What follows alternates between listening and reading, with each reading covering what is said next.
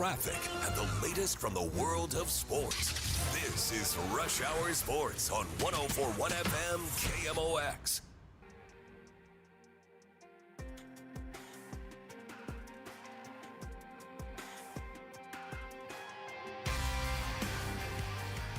Good to be with you guys on a Wednesday night here on Rush Hour Sports on KMOX. Matt Pauley, Kevin Wheeler with you, obviously, till the top of the hour. Matt's got sports up online following that. Lot to run around with today. We got some baseball, little hockey, maybe a crossover? Maybe. With some baseball and hockey? Maybe. Should be some fun to do that. We did that when Coach Montgomery talked about injuries. Yeah, we did. Yes. We did that. Yep. We brought that up, and that was a really good conversation. It was. And we'll continue to do, and then, that conversation also came up somewhat when you were talking to Chaim Bloom. It did. A little slightly different version of it, but It was the same idea. Yeah. And I thought Chaim's answer to that when you were doing Sports on a Sunday was really good.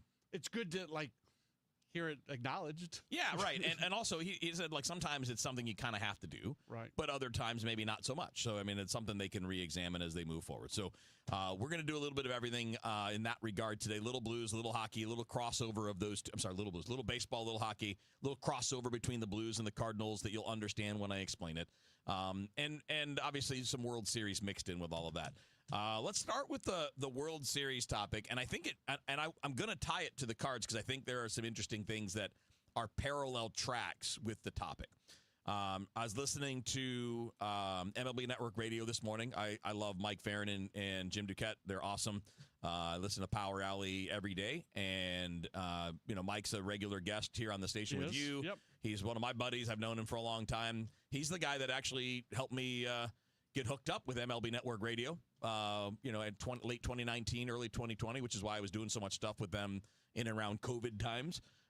So always appreciate Mike for that. He's a good dude. And they were having the conversation today with Boog Shambi, who's doing the play-by-play of the World Series for ESPN Radio. Yeah, and they could be brothers, by the way. A couple of redhead dudes. Like the three of us, we could be like the three Stooges as Gingers. Although I've only met Boog once. I don't know him very well. I've talked to him a couple times. Yeah. If I fell down dead in front of him, I don't think he'd know who I was. Yeah. But I've had him as a guest, but I don't think I've ever met him. Or I met him one time. He's awesome, though. Yeah, he's a good dude. Yeah. And a good broadcaster. Yes. Really good broadcaster.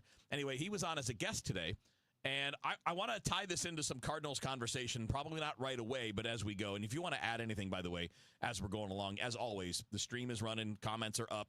So if you're on Facebook, YouTube, or Twitter, feel free there. You can text 314-436-7900 as well. But Mike Farron asked an interesting question to Boog today that I wanted to bring up to you, and then we'll get some reaction from anybody else that wants to get in on it. And I'm going to paraphrase, and I'm going to shorten this because I don't want it to be too long of an explanation before we get to the meat of the topic. And the question was along the lines of, why does so much of the conversation around the World Series and around baseball in general, why does it more reflect stories that we like to tell as opposed to evidence that we can measure, right? So using this World Series, the specific question was about the Blue Jays. And there's been a lot of buzz about the Blue Jays on pregame, postgame shows, on MLB Network Radio, on MLB Network, in print too, about how they put the ball in play.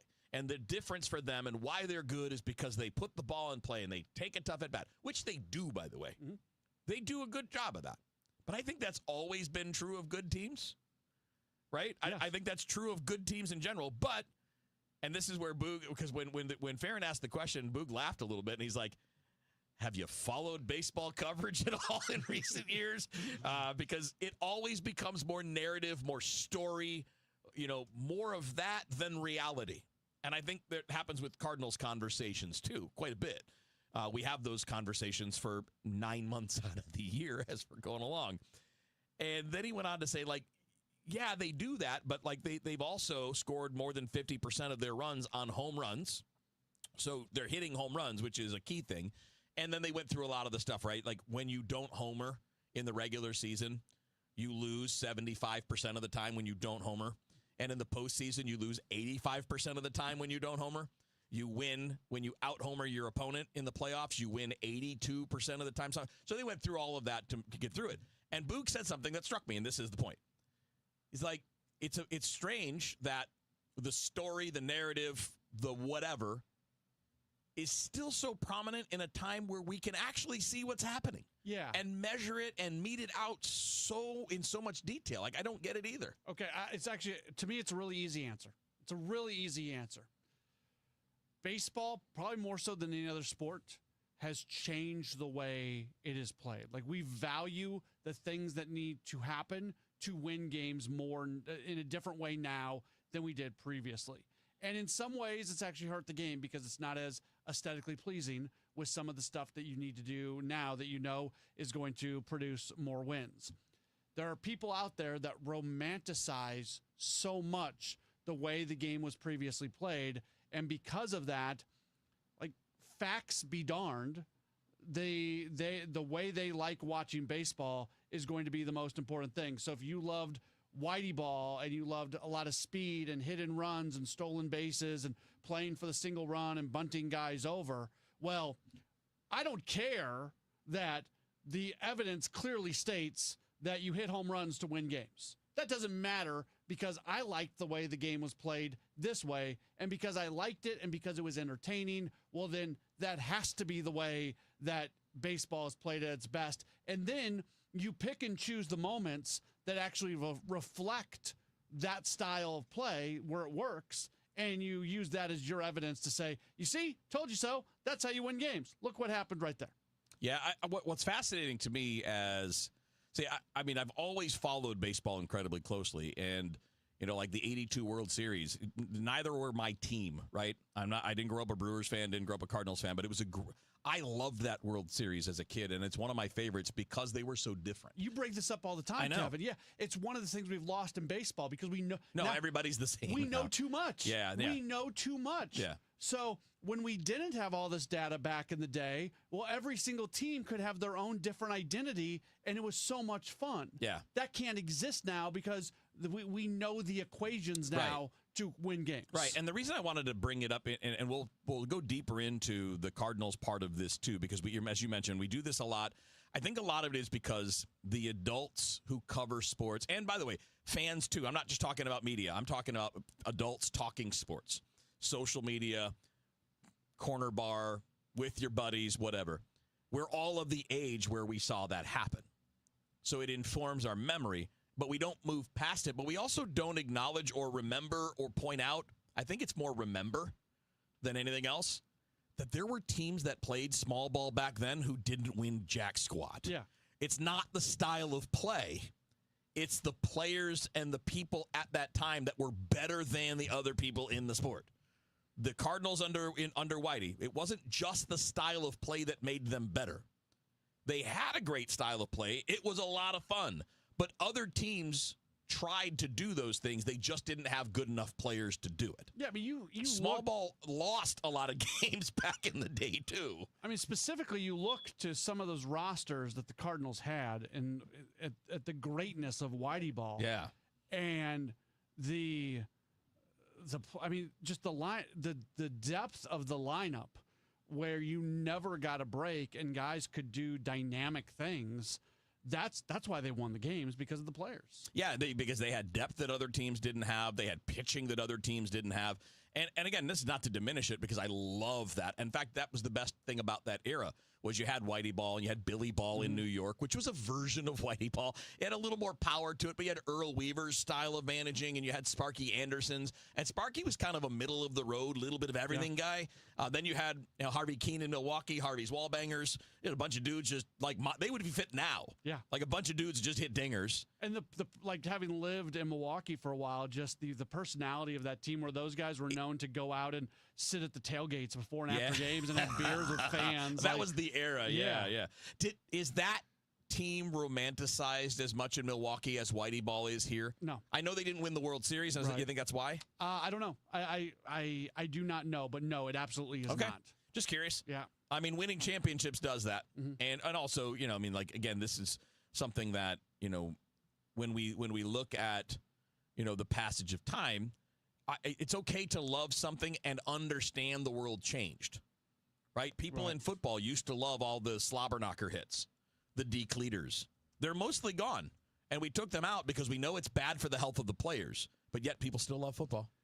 It's changed, but people still love football. The one thing I would also say, like, in comparing the two, like when we think about the Cardinals, so many we can refer back to Bob Gibson and Lou Brock and Ted, like just a million guys Where, with all due respect to Milwaukee, they have Robin Yount and Paul Molitor. No, that's true. That's right.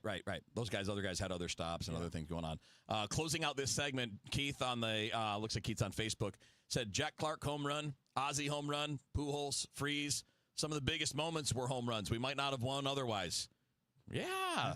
Not to say that you relied on it. Right now, the game now is more reliant upon them.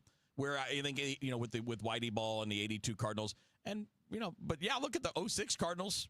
They hit dingers. They did. 2011 Cardinals had a lot of power in that lineup. Really interesting comparison there. All right, we're going to keep up with a little bit of this kind of thing about the modern Cardinals and the reality versus some of the storylines. And I want to bring the Blues into this a little bit as we go along, too. Feel free to join us on the chat. Feel free to text 314-436-7900. It's Rush Hour Sports on KMOX.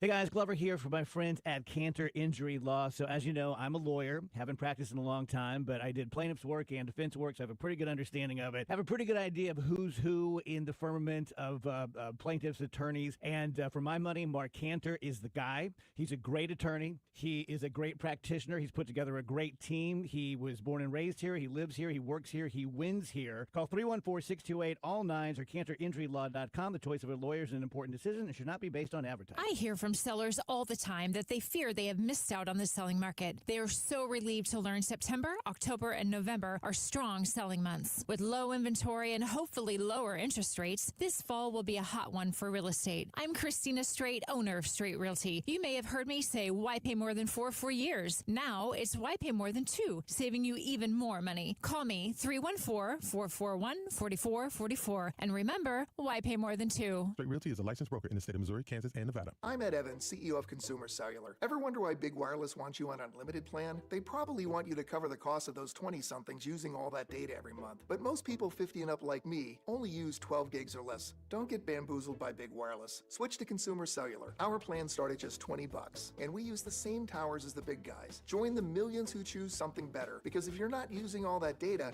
you're probably getting used. Call 1-888-FREEDOM, visit consumercellular.com/fax or a store near you. Plans include $5 credit for auto pay and e-billing. See site for additional facts. Hey, I'm Mike Slater. My dad passed away at the age of 63. It's out of nowhere. Had a stroke. Super hard, obviously, for the whole family, but my dad had life insurance. This is why I have life insurance for my family, for my wife and 4 kids. And the best place to get life insurance is ethos.com, because you can do it in 10 minutes. And there's no medical exam and no blood test, just a few health questions. Get life insurance in 10 minutes so your family is protected. Ethos, ETHOS, ethos.com/life. I'm Tom Ackerman with this month's Siteman Cancer Center Spotlight. We are discussing breast cancer with Dr. Debbie Bennett. It makes a big difference who's actually interpreting the mammogram images that you get. We make sure that we have an expert team of breast radiologists that specialize in reading mammograms to be sure that we can get you the most accurate read possible. Thanks to Siteman Cancer Center, national leaders in cancer. For more information, visit siteman.wustl.edu. Save big on everything for your next project when you shop at Menards. Insulate your home and save on energy costs. Owens Corning Pink Foamular insulation panels are moisture resistant and can be used anywhere, including walls, attics, and basements. Foamular insulation panels are available in multiple sizes to fit your project. Visit Menards.com to shop all foam board insulation. Plus, check out the weekly flyer for great deals happening this week. Save big money at Menards. The Woodlands of Arnold campus offers skilled rehab, a beautiful assisted living community, and a secure memory care to keep your loved ones safe. Check us out at rspseniorliving.com. That's rspseniorliving.com. Traffic from the MichaelsFlooringOutlet.com Traffic Center. Well, this traffic report's a service of the Woodlands of Arnold Senior Living. The highways are not bad. Downtown, we still have congestion both ways. Westbound more so than eastbound. Westbound's a jam. Eastbound's a slowdown. 44 between the bridges. 70 both ways, still delays between 270 and the Blanchette, although that's just slow going. Westbound 64, you're still backed up. Boyle headed out through Clayton Skinkers, slow to Big Bend. After that, it's slow from Boone's Crossing through Long Road, a little busy west of K, midway to Winghaven, then you're home free. Eastbound 64 is still heavy. Lindbergh into Big Bend. South 170 backs up at Delmar. South 270, 364 down to Ladou's heavy.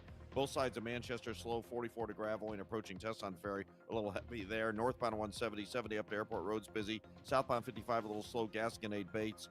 And Telegraph from Forder down through a Jaeger looks pretty congested. I'm Roger Brand in the Michaels Flooring Outlet.com Traffic Center. This is Rush Hour Sports on 104.1 FM KMOX.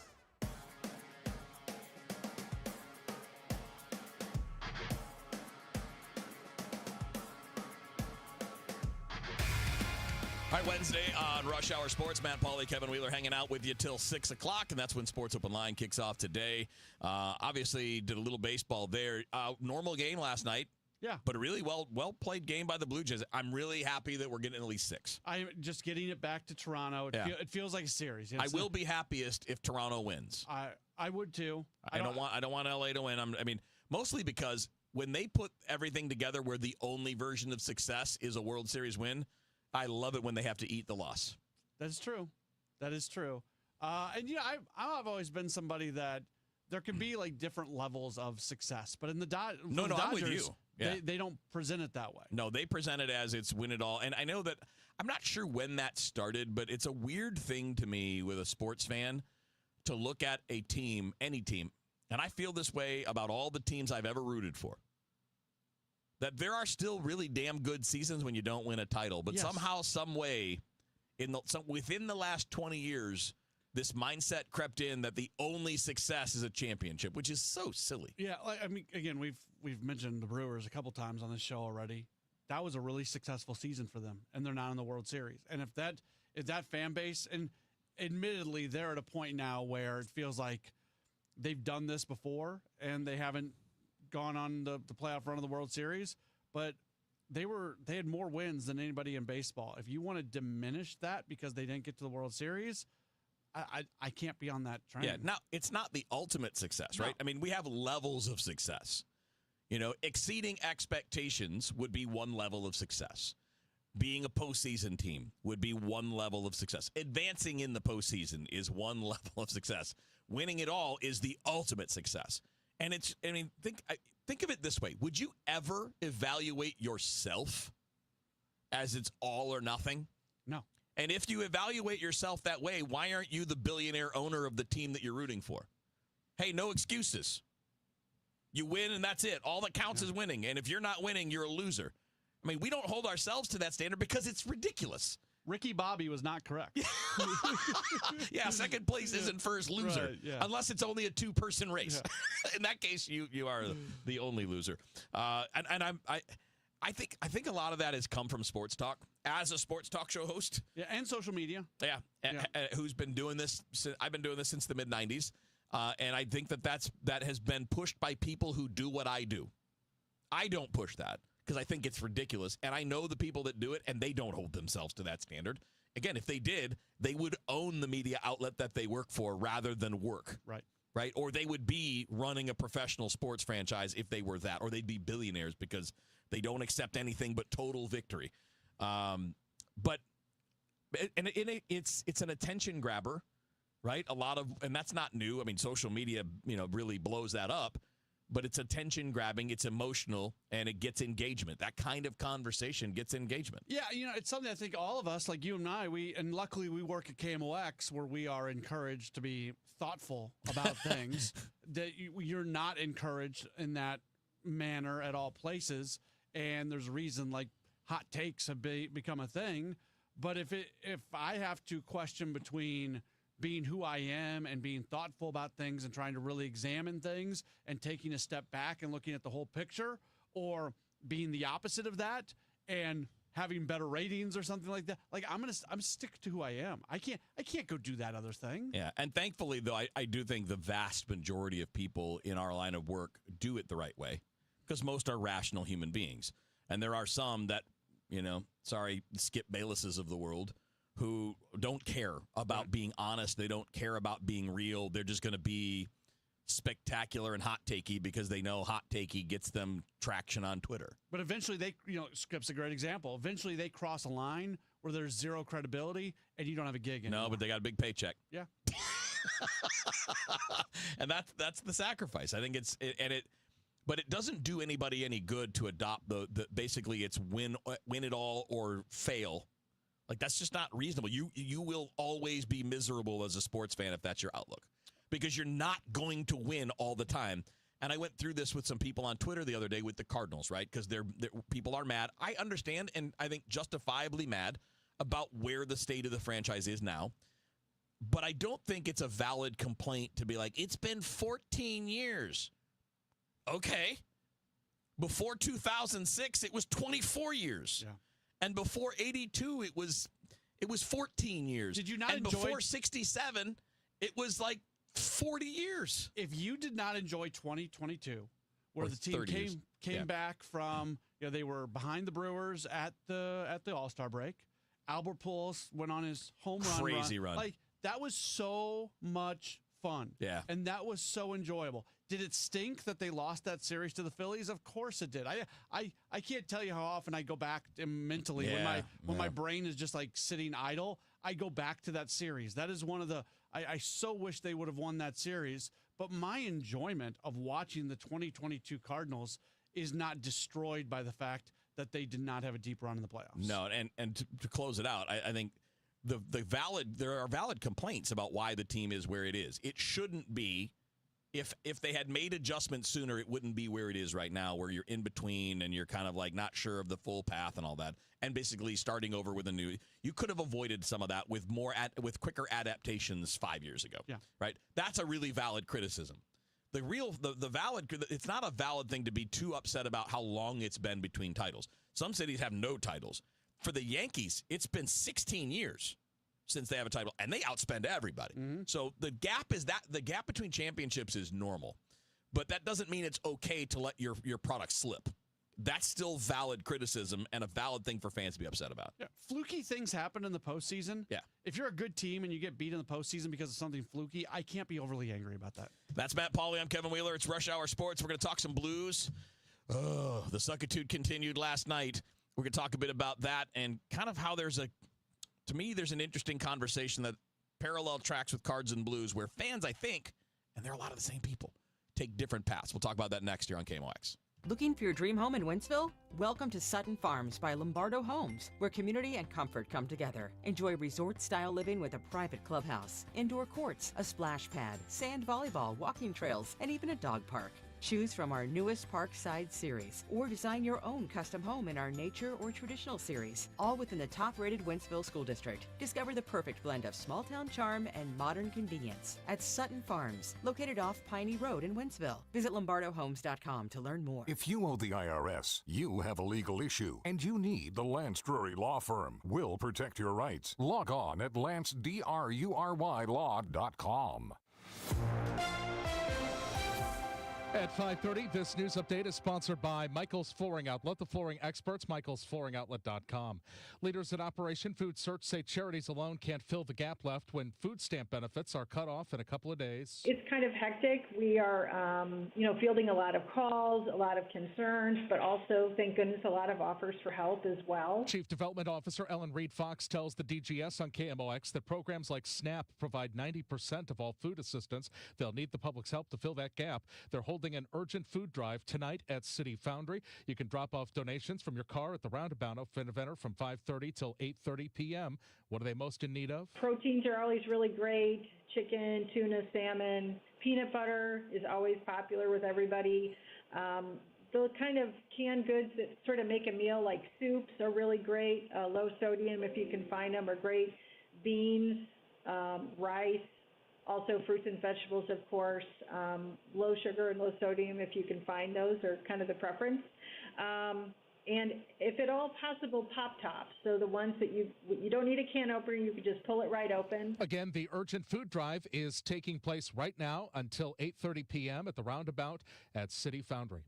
Federal Reserve Chair Jerome Powell is tamping down further rate cut expectations. Business reporter Jason Brooks explains. The Fed lowered its benchmark lending rate for the second consecutive meeting, but Fed Chair Jerome Powell said a third straight cut in December is far from a foregone conclusion after two members dissented this week, with recently appointed Fed Governor Stephen Miron voting for a larger half-point cut and Kansas City Fed President Jeffrey Schmid voting in the other direction for a rate pause. That cooled off a stock rally as the market has expected another rate cut at the December meeting.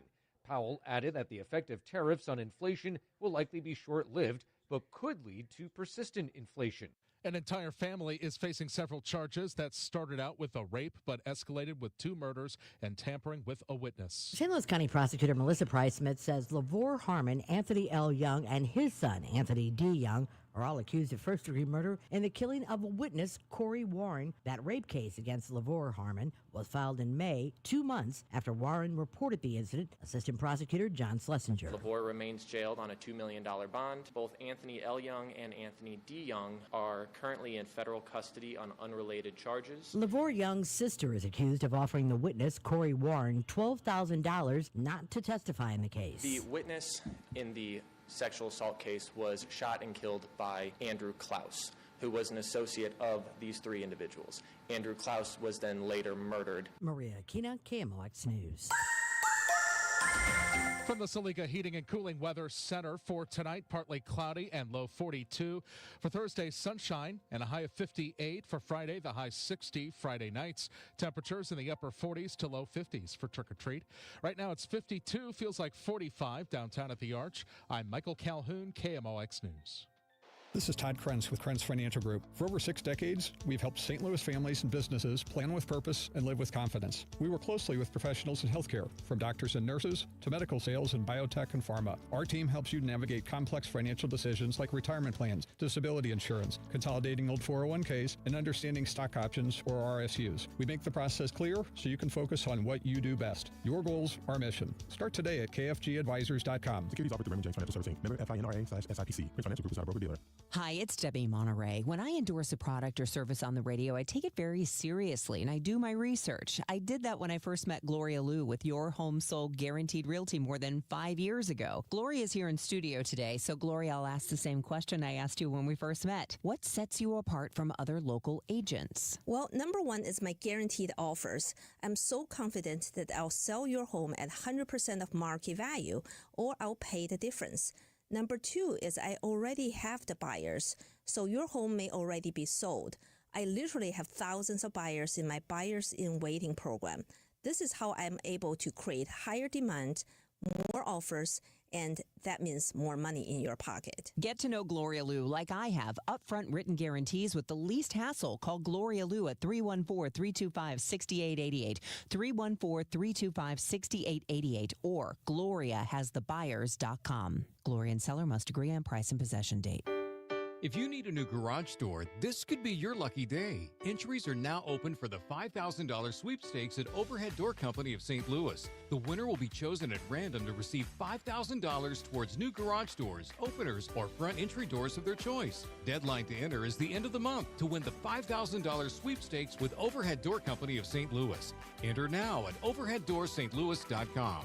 You can't win if you don't enter at overheaddoorsstlouis.com. Sponsored by Progressive. We make the claims process easy so you could get back on the road in no time. It's why over 43 million drivers trust Progressive. See for yourself at progressive.com. It's the most inspiring night in sports, the Musial Awards at Stiefel Theater. You can be in the audience for this nationally televised event from St. Louis. Named for Stan the Man, the Musial Awards celebrate those who uplift us through their extraordinary sportsmanship. Experience the remarkable moments and people that make this an event like no other. The Musial Awards, presented by Maryville University, Saturday, November 22nd. Tickets at musialawards.com. Attention business owners with a net income over $500,000. You need to work with a tax strategist that understands your entrepreneurial mindset. Download the most recent white paper written by E3 Consultants Group titled The Power of a Professional Tax Strategy Team. Go to e3wealth.com/radio to obtain a copy. It's time to learn about wealth and tax strategies that protect your personal and business economy. E3 is ready to help you think differently about your finances. Educate, empower, enlighten. That's the E3 difference. It's the Medicare Advantage annual enrollment period, and Humana knows not everyone has the same needs when picking a Medicare Advantage plan. Now that I'm retired, I want to enjoy the life I've worked hard to build. So I want a plan that covers me when I'm traveling the country. Humana has a plan for that. As a veteran, I want a plan that fills in the gaps my VA coverage doesn't provide, like dental care. Humana has a plan for that.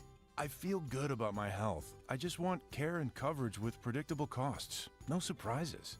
Humana has a plan for that. With a Humana Medicare Advantage plan, you get coverage and benefits that focus on what matters most to you. Learn more at gethumana.com.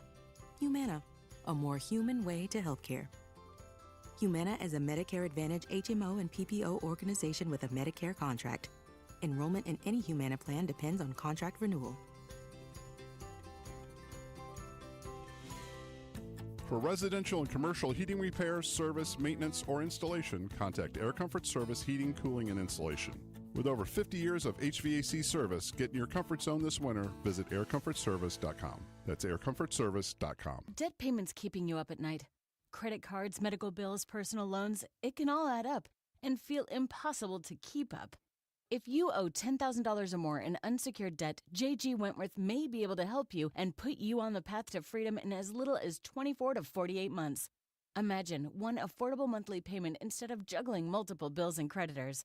We've helped thousands of people cut their debt by up to 50% before fees, and we don't get paid unless we reduce your debt. The more you owe, the more you could save. Call 877-CASH now. The call is free, the consultation is free, and there's no obligation to sign up. Call today for your free consultation. 877-CASH now. That's 877-CASH now. Don't wait. Every day you delay could cost you more. Call 877-CASH now today. Results vary. Not all debts qualify. Debt resolution impacts credit and may increase what you owe. Average savings before fees 43%, 25% after fees. The choice to stop paying creditors is yours. J.G. Wentworth does not pay debts or provide legal, tax, or credit repair services. Sponsored by the St. Louis Zoo. Don't miss Boo at the Zoo at the St. Louis Zoo. Enjoy festive Halloween decorations, zoo attractions, and animals, including the zoo's newest resident, Charlie the Komodo Dragon. Boo at the Zoo runs nightly from 5 to 8:30 p.m. and ends on October 30th. Get tickets now at stlzoo.org. Traffic from the michaelsflooringoutlet.com traffic center. Well, if you're traveling home on westbound Highway 70, it looks pretty good. Just a little busy around Jennings Station, and then after that, just a little slow through Zumbel. Eastbound 70, still a little volume around our city where we had that earlier crash. Southbound 170 is backed up from Ladue to 64. Eastbound 64, just east of McKnight to Big Bend's heavy. Westbound 64 is still bogged down from Kings Highway running out through McCausland. It's a little slow at the Boone Bridge, and it's slow again from 94 to a point west of K. There's a crash on the shoulder there, so traffic's just slowing the way by looking at it. South 270 a little busy approaching Ladue, and briefly south of 44. Southbound 55 is pretty well cleared out all the way down to Festus, and the rest of the highways westbound 44 just a little crowded past the Poplar. And northbound 170, Scudder up to Airport Road, still busy. I'm Roger Brand at the michaelsflooringoutlet.com traffic center. This is Rush Hour Sports on 104.1 FM KMOX.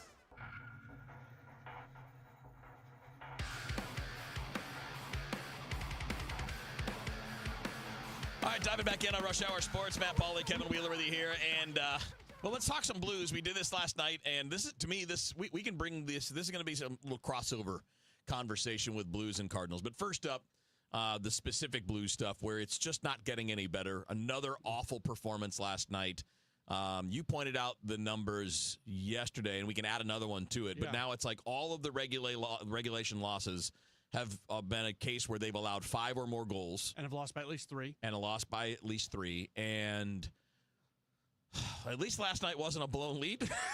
I guess would be one way to look at it. They were up 1-0. Yeah, no, but I mean, like 1-0. It's not like blowing a 4-0 lead. Okay, but it's still a blown lead. Yeah, I guess that's fair. By definition, it is. It's the third straight year, as we pointed out yesterday, the third straight year that they've gotten off to a terrible start. Actually, fourth if you count the 22-23 season, but that was a bad year. Yeah. Last year, they rebounded after the coaching change. The year before, they rebounded after the coaching change. There isn't going to be a coaching change this year. No. Jim Montgomery's got a 5-year deal. He just got here. Doug Armstrong basically laid that out when he hired Jim Montgomery.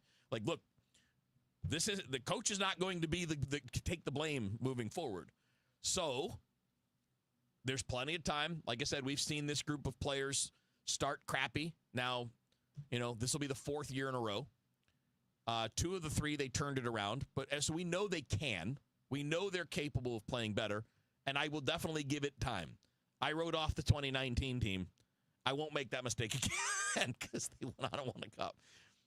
But if it doesn't turn this year, you've got to clean some house. Yes. I don't know how, because that's the hard part. Because they have a lot of no-trade clauses. All of their big contracts have no trade clauses. Braden Shen's got a no trade, and not that he's the problem, but those are the type of players you're going to move, right? Moving a third liner is not going to change anything. Moving Buchnevich isn't happening with that contract. Cam Fowler can turn it around. He's been awful this year. And, you gave a 36-year-old a 3-year contract. So there's a lot Speaking of comparing to the Cardinals. Yeah, that's a good point. The Cardinals and Blues have both gotten into the habit of giving old players too many years and too much money for those years. Yeah, good point. Good call. It is, by the way, now 37 goals in their 6 regulation losses allowed. That's pretty bad. That's not good. No, pretty bad. So it can turn. We will give it time to turn. But if it doesn't, it's got to be the core. 3 straight years with 3 different coaches, 2 of whom are regarded as 2 of the best coaches in the league.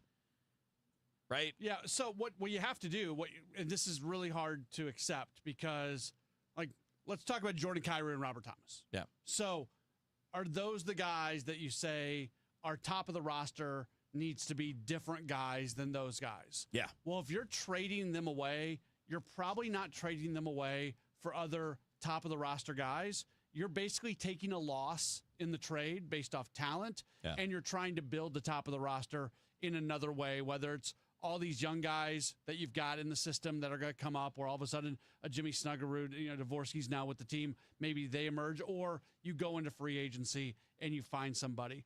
But you got no cap room. Well, you will if you move on from those guys. But they all have no trade clauses. Sure. So we have to find we're in the Nolan Arenado situation with all of these guys. You're going to have to find a place they're going to be willing to go. So you have to send them to a good team, and can take the money and not give you a bad contract in return. Right. And you lose the trade, and you're just not getting an equal value of talent back. Right.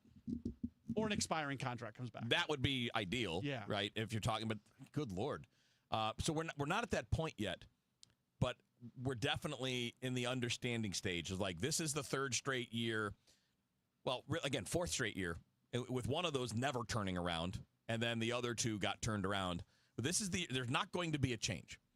And what I think is really interesting is if you look at a Venn diagram of Cardinals fans and Blues fans, it pretty much entirely overlaps. Yeah. Right? There might be a few on the fringes. There's probably more Cardinal fans that aren't Blues fans. They just don't follow hockey. Than there are Blues fans that aren't at all Cardinals fans. I think that probably, pushes more towards that. But a large percentage are the same people. Yes. When things are bad right now, like they are with the Blues, I don't hear anybody blaming the coach, and they shouldn't, because that's correct. This is on players. This is players with big contracts not doing their jobs. This is Colton Parayko. This is Cam Fowler. This is Buchnevich, Thomas before the injury. It's all of these guys, right? It's all of them. We all seem to get that. But yet in baseball, we want to blame the manager. I don't get. Yeah, and also you should be same idea, right? You should be able to understand when it's the players, when it's a roster problem or good players not playing well enough. We all should see that the same way. Yeah, you can blame manager, coach. You can blame president of hockey operations, president of baseball operations, or you can blame the actual players. And for the Cardinals standpoint, I always thought roster construction was the number one issue. And the players just weren't good enough. And right. It was weirdly constructed with too many similar pieces and not enough talent. So with the Blues, I actually don't have a problem with the roster construction.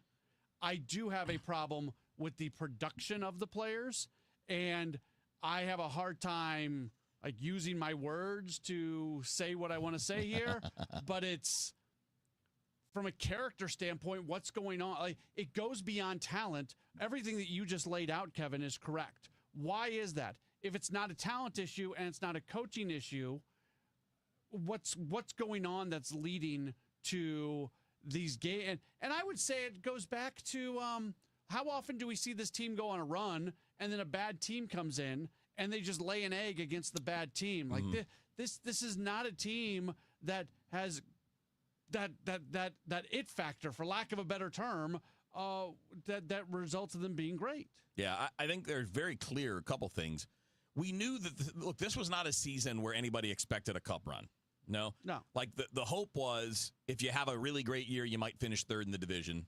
And the other, if not that, you hope to get a wild card spot, and right? maybe win a series or two at most in the postseason. And that would be really, though, kind of surprising. Yes. A playoff run would be surprising.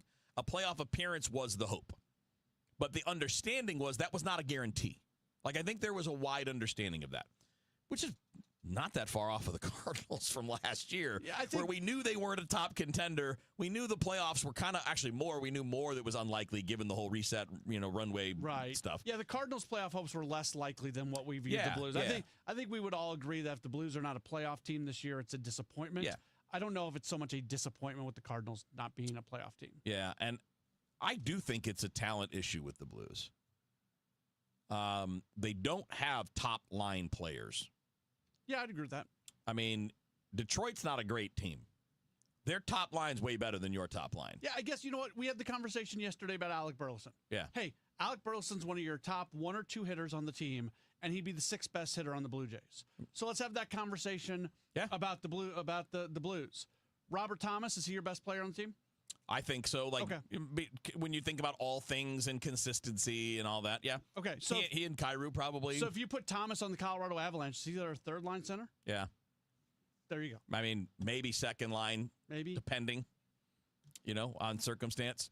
So I do think it's a talent issue. It got sped up. See, last year before the year, I thought it was a real problem. I thought this roster was a major problem. Turns out it wasn't as major as I thought because the additions of Broberg and Holloway elevated the roster. Yeah. And they were big additions. And they still are. Broberg's playing great. I think he's been one of the few guys on the team playing well. He and Jake Neighbors are basically it. Yeah, and Neighbors is now out for a month plus. So I do think it's a roster thing, and I think it's interesting that with one team, we are very cognizant of that fact, and we see it, and we understand it, and that's where the blame is correctly going. And with the other team, that just is harder, and I don't know why. And I do know why. I have a theory that I want to float at you. Okay, I have a theory too. So we'll float our theories. We'll float our theories at you. Maybe they're the same one. Maybe. We'll do that next up on KMOX. Every morning, we rise and shine, make breakfast, and brush away the night's rest. These routines help us start the day off right. Nature-Made vitamins are a simple step in that daily care regimen. Multivitamins with daily essentials, clinically studied probiotics for gut health support, magnesium to help relax the body. Nature-Made is made to care for you every day. These statements have not been evaluated by the Food and Drug Administration. These products are not intended to diagnose, treat, cure, or prevent any disease.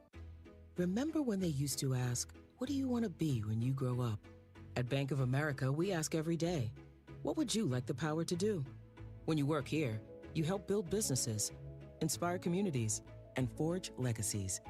And now we've raised our U.S. minimum wage to $25 an hour. So the opportunity to do more also comes with competitive pay. Learn more at bankofamerica.com/25. Bank of America, proud to be an equal opportunity employer. This is Megan Lynch. 250 doctors go to Ophthalmology Associates. That's why I trust them. Ophthalmology Associates, 314-966-5000 or youridoc.com. Celebrate the spooky season with Zero Res and get 3 rooms of carpet clean starting at just $129. Take 15% off your air duct and dryer vent cleaning. Book online at ZeroResSTL.com and take advantage of the huge savings.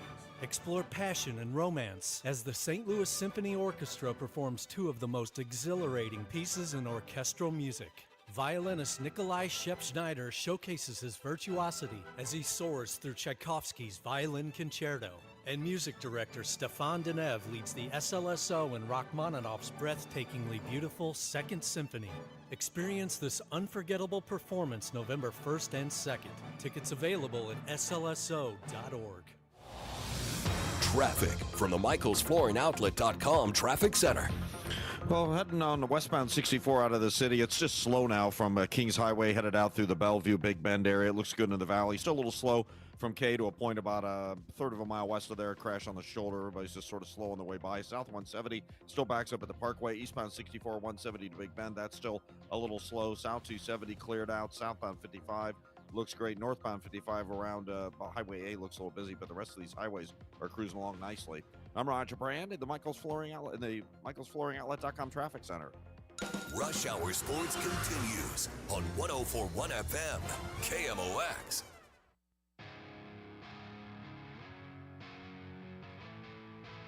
All right, a few minutes left here on Rush Hour Sports. Matt Pauley, Kevin Wheeler with you.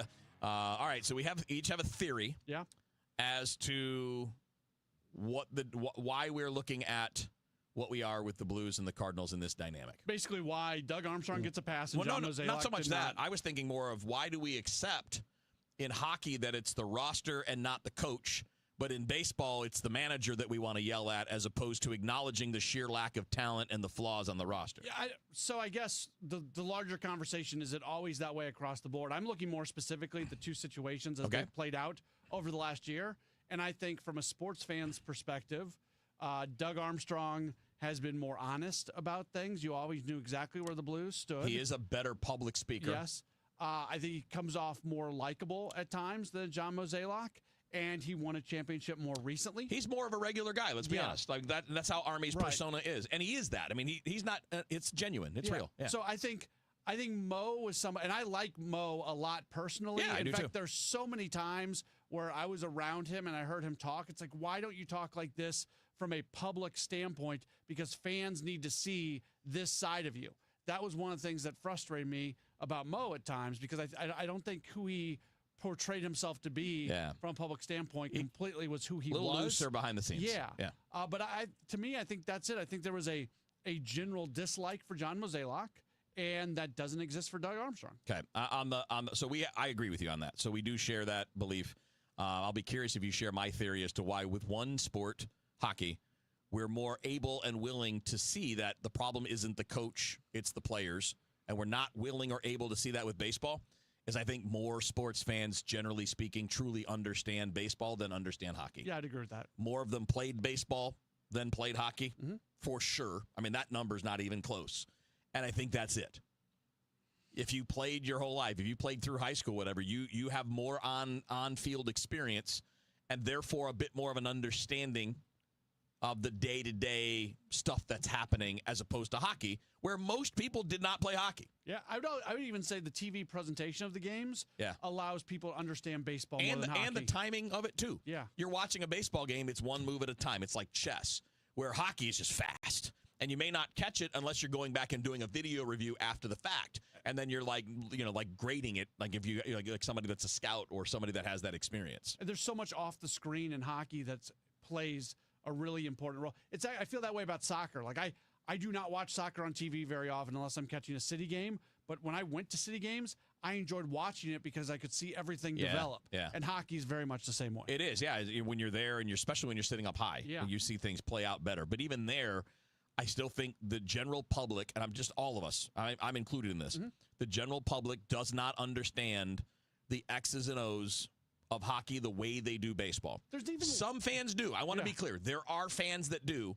I don't think there are as many, and I think that's why people who are managing along at home are like, I could tell them what to do better. I know this. I know that. I don't think people have that same feeling about hockey. There's even less hockey media. Like even locally, there's a lot of baseball people in this town. There's not as many hockey people. Tease us, 10 seconds. What's up on Sports Open Line? We'll go more into the Blues. Got some Cardinal stuff, World Series, all the normal stuff. Love it. Sports Open Line. Matt Pauley is coming up after the news here on KMOX. Hey guys, Kevin Wheeler here for 213 Complex, which is available at Supplement Superstores. A 213 Complex is simply the best all-natural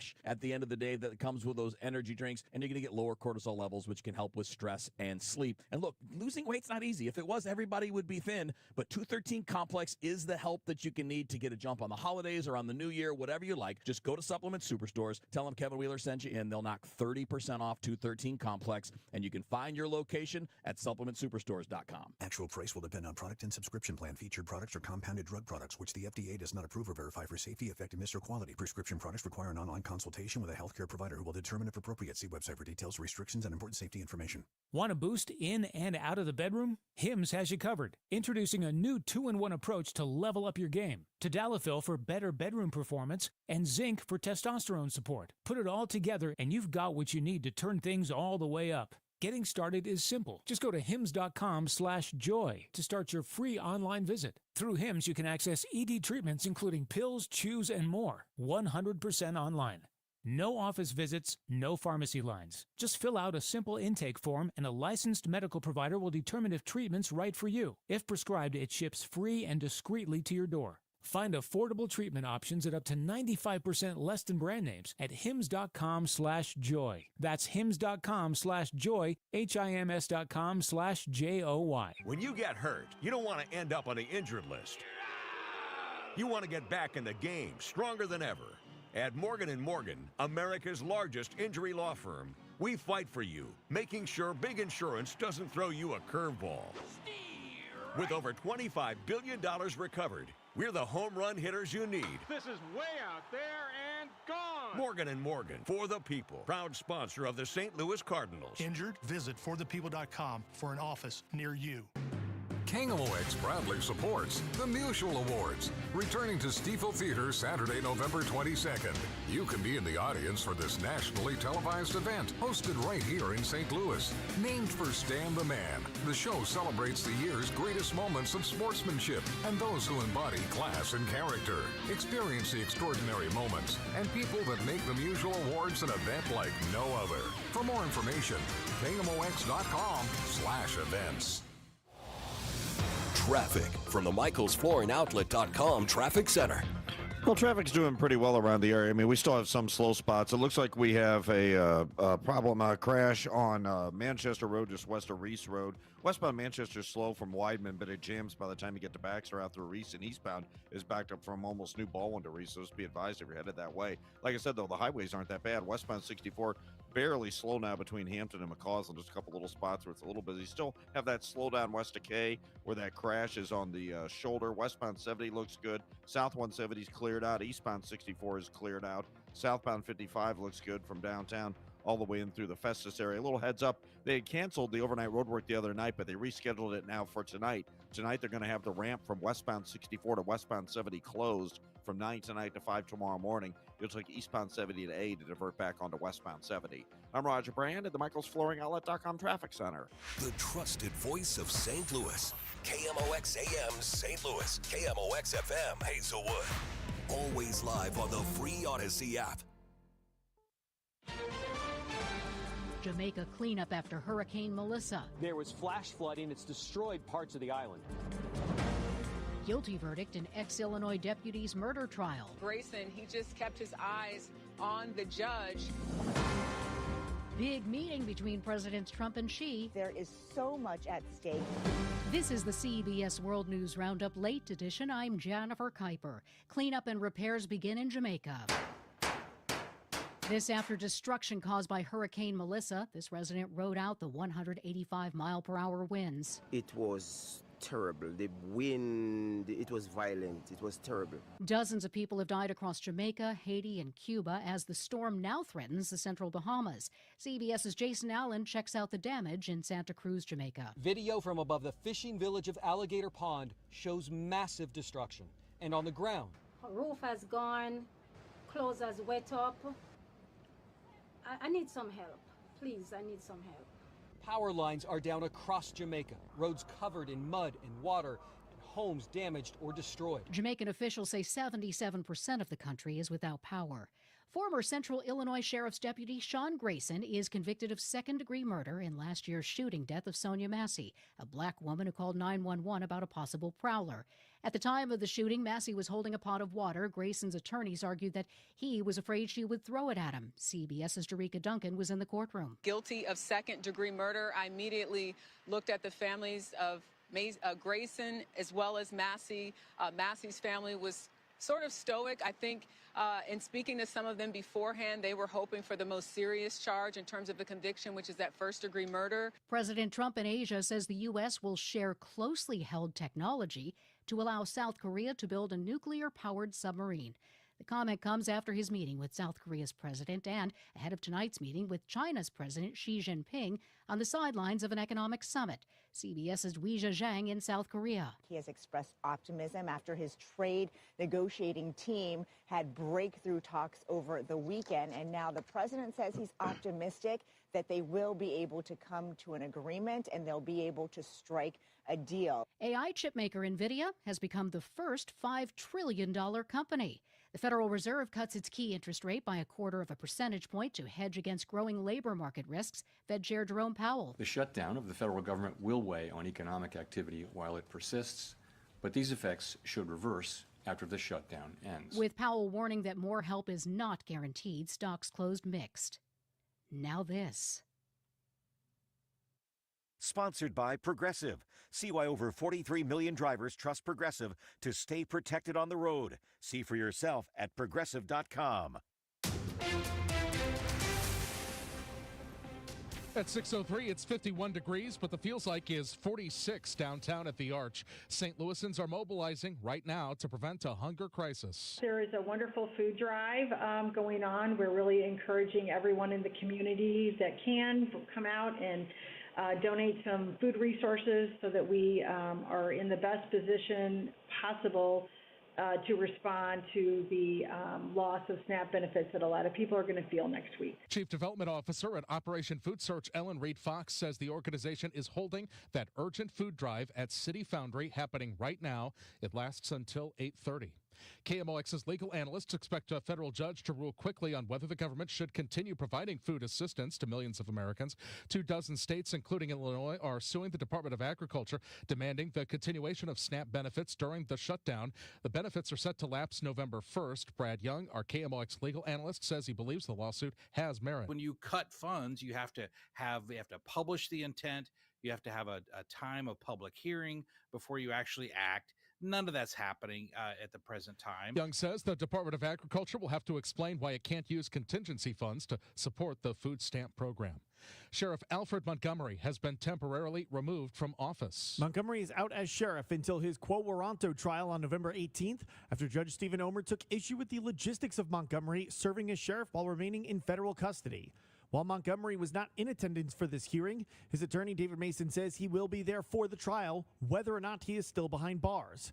Does he plan to testify? We'll have him present in the courtroom and kind of make a decision on the floor as to whether or not we think that it would be in his best interest to testify. Judge Omer did not grant the summary judgment during the hearing. Presiding Judge Chris McGraw named former police chief John Hayden as new interim sheriff. Despite expressing concerns about a new interim sheriff causing chaos, Mason said he has no worries about Hayden's appointment. Sean Malone, KMOX News. From drunk drivers to wanted fugitives, the State Highway Patrol made more than 40 arrests in the St. Louis area in recent days.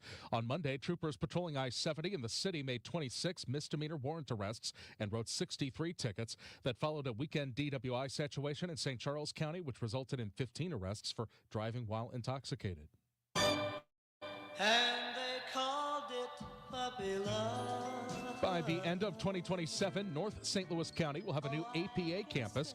Today, ground was broken on the $27 million facility on Benham Road. APA CEO Sarah Javier says, the shovels we lift today are not just for a building. They're a promise to stand with this community, to celebrate the bond between people and pets, and to build something that will have a lasting impact for generations to come. For years, you've heard about the problems with St. Louis County's animal care and control. Just last week, we told you about the overcrowding issues. County Council Chairwoman Rita Hurd Days. You can have partnerships. I mean, at one point we had a partnership with APA, if you will recall. So it's not out of the realm of possibility. But you have to have leaders who want to go there, who want to make sure that we have good partners. APA leaders were drawn to North County several years ago when they saw the lack of resources for pet owners because the priority is pet owner support services. Maria Aquina, KMOX News. At 6:06, let's get you to Roger Brand, get a final check on the commute. Well, the highways are looking great to wrap it up for this evening, Michael. As traffic reports the service of the Sandberg Phoenix Law Firm, we still have a little slow traffic eastbound 70, Earth City into 270, where we had that earlier crash. It's down to one lane on eastbound 370. Only the right lane's open as you get through Earth City. So traffic's bogged down back across the Discovery Bridge on eastbound 370. A stall eastbound 70 in the right lane.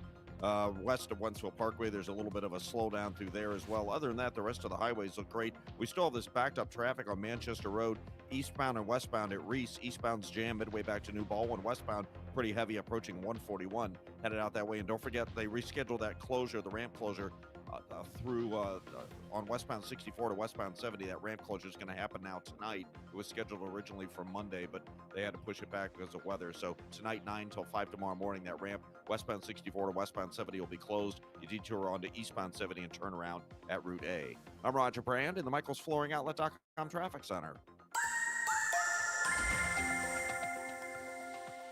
Our rain is over. It's shifting just to our south and to our east. It will continue to shift away this evening. And late tonight, skies become partly cloudy. It stays breezy. It's kind of cold. 42 for the overnight low. Rainfall is now above average for 2025. What an amazing swing in the month of October. On Thursday, sunshine in full force. Chilly day, but we'll take it. 58 for the high. Supposed to be chilly this time of year. Then on Thursday night, clear and cold, 40 degrees. Friday, sunny, breezy, 60. Friday night, Halloween. During the evening, temperatures will be in the upper 40s and low 50s. Overnight, down to 41 degrees. Saturday, partly sunny skies. Another little cold front coming by. It's pretty weak, but let's not rule out the possibility on Saturday of a sprinkle or two. I think it'll be hard to find. 55 for the high with a northwest flow on Saturday. Sunday, sunny and 59 degrees. Don't forget, time change weekend on Sunday. We are going to see our sunset at 5 o'clock in the afternoon as we set our clocks back 1 hour before going to bed Saturday night. From the Saliga Heating and Cooling Weather Center, I'm meteorologist Dave Murray on 104.1 FM, KMOX. 5 o'clock. Right now we've got clouds. It's 51, feels like 46 downtown at the Arch. I'm Michael Calhoun, KMOX News. Come on, let's get going now. From KMOX Sports. We're primed and ready. All day, baby. Man, let's go. This is the Gray Bar Sports Open Live. Gray Bar, your distributor for electrical and datacom needs. On 104.1 FM, KMOX. Here we go. Welcome in. It's the Gray Bar Sports Open Line right here on KMOX, a Wednesday evening edition of the show. My name's Matt Pauley. We've got you till 8 o'clock this evening. We got a lot to get into. Very, very busy program coming up today. It's Wednesday, so that means our weekly conversation with Bernie Miklas is going to be coming up in about 5 minutes or so. Later on this hour, looking forward to this. Not exactly a common occurrence here at KMOX. We're going to talk Eastern Illinois University baseball. And you go, Matt, why are you talking about Eastern Illinois University baseball? With all due respect to all the wonderful people about 2.5 hours from here in Charleston, Illinois. Well, in the World Series earlier this week, there was the epic 18-inning game. And if you were watching that game, a guy that you were likely to have never heard of came in to pitch the end of the game, the final few innings, and that was a guy by the name of Will Klein. Wasn't even on the postseason roster for the Dodgers previously. Had been working out in Arizona on his own up until the World Series and then added to the roster. Well, if you didn't know, Will Klein, previously, he played his collegiate baseball, again, just a little bit more than 2 hours away from St. Louis, at Eastern Illinois University. And their head coach, Jason Anderson, who is a former big leaguer himself, having spent a handful of years getting time in the big leagues with a number of different organizations. Jason Anderson, the head coach of Eastern Illinois Baseball, is going to join us at about 6:35. Next hour, we are going to hear a little bit from Blues coach Jim Montgomery. He spoke earlier today, leading into tomorrow's game that they have and coming off a loss yesterday. Blues are just a mess. Blues are just an absolute mess. They lose to the Red Wings yesterday by a 5-2 score. The news of the day from the Blues, and this is exciting, so we'll see if this gives them some extra pep in their step. But they do announce today that Dalibor Dvorsky has been called up from their AHL affiliate Springfield, and he's going to be playing tomorrow. Jim Montgomery said that he's going to be on the power play tomorrow. So we'll hear a little bit from Jim Montgomery and also the weekly conversation that we get with Patrick Mahomes from our sister station 96.5 The Fan in Kansas City. That's going to be coming up in the 7 o'clock hour as well. As always, if you want to join us, you can do so by calling or texting 314-436-7900, 314-436-7900. You can tweet at me at Matt Pauley on air, MattPauley on air. And for those of you who are following along on our video stream, you can leave a comment on the chat, and we'll try to address some of those as we do go along through the program this evening. Did want to start with the Blues, and we'll talk with Bernie Miklasz about this a little bit more in just a bit. Like I don't know when you really start to throw up the red flags. Maybe some people already have. It's really bad right now. I'm not trying to, run these guys over with a bus, right? Like it's really bad. They're giving up a ton of goals. Defensively, it's terrible. And it's, Montgomery said today that the path to getting kind of back on track, it's not actually that long, that it can happen pretty quickly. Good, because it needs to, but we need to see this happen. And the 5-game losing streak actually is something that hasn't happened in about 2.5 years, I believe it is. The fact that they're just it's not just losing the games, it's how they're losing the games.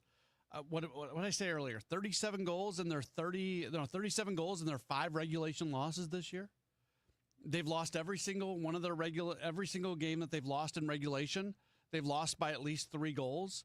It is just flat out ugly right now. And this is a good team. This is a very good team. It's a very good team in a conference and in a division that has great teams. So even being a very good team, that doesn't necessarily mean that they're going to be a top of the division, top of conference team. They're probably not. But at the same time, this is a team where the expectations coming into the season that they would absolutely be a playoff club, and they look anything like that. Still very, very early. But you also don't want to be in such a hole that you have a hard time building yourself out of it. And I don't think we're at that point now. They've played 10 games. They've played 10 of 82. And I think it was Braden Shin who spoke about this last night in the locker room, if I remember correctly. If it wasn't him, somebody said it, that they can, they're on a 5-game losing streak right now, but they could just as easily go on a 5-game winning streak. Okay, that's true. And I think this team does have the talent to do that. But they have to shore themselves up defensively. You can't be giving up 7, 6, 6, and 5 goals over a 4-game run. You just can't. And they got to figure it out defensively. And you figure it out defensively. Again, we'll hear from Jim Montgomery next hour. I'm not just trying to parrot everything that he said earlier today, but I thought it was interesting. He discussed where they're at from an offensive standpoint, some of the advanced numbers that go along with who they are offensively when it comes to the chances that they're getting and things like that. They're basically right where they want to be. Offensively, even if it's not totally resulting in goals, that will come. The process, what they're trying to do, is for the most part being accomplished, but they are just an absolute mess defensively, and they got to find themselves a way to work themselves out of it. And I don't totally know what that looks like, but I hope it happens, and I hope it happens soon, because I was looking forward to a good Blues season and a season that would result in them in the playoffs, and obviously that's still very much on the table, but they can't keep doing this for a while, especially in the division and the conference that they're in. Again, we've got a lot coming up this hour. We are going to hear from Bernie Miklasz in just a moment. By the way, a little bit of breaking news. The Minnesota Twins hiring Derek Shelton, the former Pirates manager. He's going to become their new manager. I'll be interested to see what that looks like. And also it was reported that as Albert Pujols, who continues to discuss things with the San Diego Padres, He's actually on the MLB Network broadcast of the World Series pregame right now. He was in Southern California. He reportedly met with the Padres for 9.5 hours in his second interview. That's what Bob Nightingale said. 9.5 hours Pujols met with the Padres. I don't know if that means he's any closer to getting that job or not, but certainly something to keep an eye on. We'll take a break. When we come back, Bernie Miklasz is going to join us. Don't go anywhere. This is Gray Bar Sports Open Line on KMOX. At Sandberg Phoenix, we're more than just a law firm. Our attorneys are committed to you, your business, and your community. We are ready to serve you in the areas of business litigation, intellectual property, health law, and products liability. SandbergPhoenix.com. The choice of lawyers is an important decision and should not be based solely on advertising. You've got your whole life ahead of you, so choose a Medicare plan you can count on. And that's what you get with a Medicare Advantage plan from United Healthcare. With more than 45 years' experience serving its members, United Healthcare has plans with low monthly premiums that fit your life today and as your needs change tomorrow. The Medicare annual enrollment period ends December 7th, so go to uhc.com/Medicare today. United Healthcare Medicare plans. It's Medicare coverage Missouri can count on. Dave, congratulations on your 25th anniversary from BioBalance Health, Dr. Sullivan, and me personally. You have single-handedly helped us reach hundreds of new patients, both men and women, over the past 15 years. Since 2010, BioBalance has been treating men and women over the age of 40 with testosterone pellets and preventative medicine. BioBalance Health was the first medical hormone pellet practice in St. Louis. Now we are the most successful. Dave has not only been our partner at BioBalance Health, but also our patient and great friend. Thanks, Dave. Feel like everything's clouded by doubt? Visit CaliforniaPsychics.com. Our psychics are available to talk 24/7, and we guarantee if it's not life-changing, it's free. Experience the joy of certainty. California Psychics. Check the back seat. Check the back seat. Gets in your head, right? Good, because every year dozens of children are forgotten in the back seat. Cars get hot fast and can be deadly, so get it in your head. A message from NHTSA and the Ad Council. Life insurance. Why are you putting it off? Can't afford it? Too much hassle? Think you don't need it? There's lots of excuses for putting off life insurance. But if you weren't there, who would pay the mortgage and other bills? With Ethos, you could be covered in 10 minutes and boom, family protected. Ethos, fast and easy online term life insurance. Up to $2 million in coverage with no medical exam. Some policies as low as $1 a day. Answer a few health questions and get your free quote at ethos.com/radio. That's ethos.com/radio. Looking for your dream home in Wentzville? Welcome to Sutton Farms by Lombardo Homes, where community and comfort come together. Enjoy resort-style living with a private clubhouse, indoor courts, a splash pad, sand volleyball, walking trails, and even a dog park. Choose from our newest Parkside series, or design your own custom home in our nature or traditional series, all within the top-rated Wentzville School District. Discover the perfect blend of small-town charm and modern convenience at Sutton Farms, located off Piney Road in Wentzville. Visit LombardoHomes.com to learn more. If you owe the IRS, you have a legal issue, and you need the Lance Drury Law Firm. We'll protect your rights. Log on at LanceDruryLaw.com. Retiring soon? Get the information you need by joining Kyle Jones and Matt Allgeier of Fire Capital Management for your retirement highway, Sunday mornings at 9:30. Investment advisory services made available through Pine Ridge Advisors, LLC, a registered investment advisor. Securities made available through AE Financial Services, LLC, member FINRA and SIPC. Welcome back to the Gray Bar Sports Open Line. Once again, Matt Pauley on KMOX. We do continue on here on a Wednesday night. We have reached that time where we talk with Bernie Miklasz every week. Of course, he is part of the team here at KMOX. You hear him during Sports on a Sunday morning, during Dave Glover, Chris and Amy, his weekly conversation here, Rush Hour Sports. He's all over the place. Also, he does daily written and video content over at STL Sports Central. Follow him on Twitter at _Miklasz. He's Bernie Miklasz. How are you doing, Bernie? I'm doing good, my friend Matt Pauley. Thank you. How you? I am good. I wasn't going to talk to you about this. This wasn't on my schedule of things to get to, but I just saw you tweet this literally in the last couple minutes. The Augie Nash Twitter account, which is a great account that goes through St. Louis Cardinals history, tweeted something out about Bob Bragg, who obviously at the Post-Dispatch also had a presence here on KMOX. And you quote tweeted it and talked a little bit about your development as a young sports writer and how Bob Bragg was such a big part of that. Can you expound on that a little bit here? He was incredibly kind and supportive of me. I came to St. Louis in 1985, and I started writing the column in 1989, and I was very young as a columnist.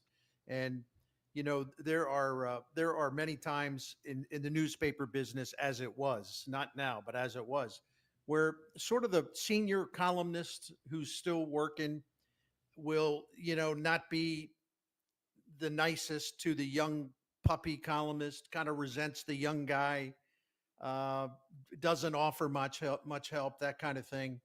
I know a lot of people that had to go through stuff like that, but Bob Bragg he looked out for me. He was incredibly kind and helpful, and he introduced me to people. We had lunch once a week. I got to know a lot of people in St. Louis that I never would have gotten to know without him. And he had a tremendous impact on me, and I really, really miss him. And I said in the tweet, one of my favorite memories of Bob Bragg was uh, driving him to and from Mizzou football home games. We could have, I mean, he is a living history museum, and all the stories he would have about those great Cardinals teams, going way back. I mean, way, way back. And he's telling me Stan the Man stories and, Enos Slaughter stories. So it would be like I would even drive slow to get to the stadium. I would drive slow because I wanted to listen to his stories and ask him questions. And then coming back, coming home to St. Louis, I would drive him even more slowly because I wanted to have those conversations and soak up all that I could. What a legend in St. Louis, what an icon. And, it's strange. He's one of those guys I thought would live to be about 100, So to me, he left too soon. I love that man. Yeah. So this kind of a weird left turn I'm going to take in connecting all of this, but John O'Leary was here at the KMOX studios a little bit more than a week ago, and he was here. He talked to the KMOX staff, and one of the things he brought up was how cool it was at KMOX that you basically you can go in terms of KMOX sports director, because that's Tom Ackerman right now. Mm-hmm. You don't have to go. It's not like a million people have been in that position as you date it back to Jack Buck. Essentially, it's been two people since Jack Buck, and there's a line to that. And I think there's been so many columnists, there's been so many newspaper people, there have been so many team broadcasters that have had such longevity in this market that not only is it cool for those individuals, but like we don't have to trace back that many generations back to get to the great Bob Bragg. That's what I'm trying to get to here. You have these stories about him, and then people have stories about Bernie. Like it's a very cool part of St. Louis media. I think it is, and I think in a way that's been lost a little bit in other markets because media has changed so much. And I actually, not that I want to be 66 years old. I'd like to be, say, 46, but I'm also grateful to be 66 and having all this history inside me, all this institutional knowledge passed down by people like not only Bob Bragg, but the bench warmer Bob Burns, who was also very kind to me, and other legends, Rick Hummel. I'm able to walk around with the stories they told me and the experiences I had with them and because of them. And in my own way, I try to tell these stories and keep their memories alive, but also it's always important to remember the people that came before you who had a great impact, not only on me, but more than me, a great impact on generations of St. Louisans. Yeah, I'm glad you quoted it. I'm glad we had this conversation. In many ways, the Post-Dispatch and KMOX are intertwined in a lot of things. And I don't know if my dad actually was the producer of this show in the 60s. So I grew up on just learning the history of this. And I don't know, it's something that, especially with the KMOX 100-year anniversary and everything that's coming up, more of this is going to be out there. And it's really good. It's good to be able to talk about these titans that came before us, and especially for somebody like me that's a little bit younger than you. Hey, listen, and I mean this 100% with affection, okay? This is not me poking fun at the bench warmer, Bob Burns, who was incredible to me as well. But listen, I'm telling you, Mr. Matt Pauley, you haven't done talk radio until you're in the KMOX studio, the old KMOX studios, and you're asked to sit in with Bob Burns. And in the middle of a sentence, Bob Burns, first of all, has got a cigar going right in the studio. and then in the middle of the segment, he's talking and he closes his eyes. And I'm thinking, well, he's trying to He's trying to think of what he wants to say next. He wants to be careful. But then I realized he actually kind of dozed off, and he's got the cigar lit and everything else. And again, I'm not making fun of him. I'm just telling you where can you go to see stuff like that? A legend like that. I mean, where you're just like seeing stuff you thought you'd never see. And God bless him. And I would just kind of nudge him softly, and he'd get right back into it, like he had never dozed off for a few seconds. Oh my goodness! I worked with a guy. So when I was in Milwaukee, I worked with a former big leaguer, Davey Nelson. I don't know if you remember Davey. Oh yeah, okay. I sure do. Yeah. So I worked with Davey Nelson, and he has since passed away. He's one of my favorite people that I've ever been around. He would doze off at any given moment, and maybe you kind of like start to speak a little bit louder just to try to get them out of their day. Maybe I just wasn't very entertaining, but yeah, it is funny when you've got that situation when you're literally talking with somebody who is falling asleep as you're speaking. And Bob Bragg, 20 million stories, but maybe my favorite one was, it's 1967. And it's Game 7 of the World Series against the Red Sox. Bob Gibson starting, and what happened was Bob Gibson slept longer than he usually does. It's a Sunday morning, I believe, and so he missed breakfast, like the coffee shop closed or something. And he's on the bus, and Bragg's on the bus, and Gibson's talking about how he's hungry, wish he had something to eat. He needs to eat something to pitch. So Bragg literally jumps off the bus, and he's running down the street, and he finds just a typical diner type place right in Boston. And he orders Gibby kind of like 2 ham, egg, and cheese sandwiches, right? There might have even been 3. And then he gets in a cab and he gets to Fenway Park, and he delivers the sandwiches to Gibson, who was not the warmest guy at times, but he just kind of smiled at Bragg and said, well, that was very kind of you, Bob. And then, of course, Gibson goes out and pitches a masterpiece, and he hits a home run. So, and then Bragg, God bless him, would always kind of in a way to take a little credit for that. Oh my gosh. Oh, stories. Great stuff. Yep.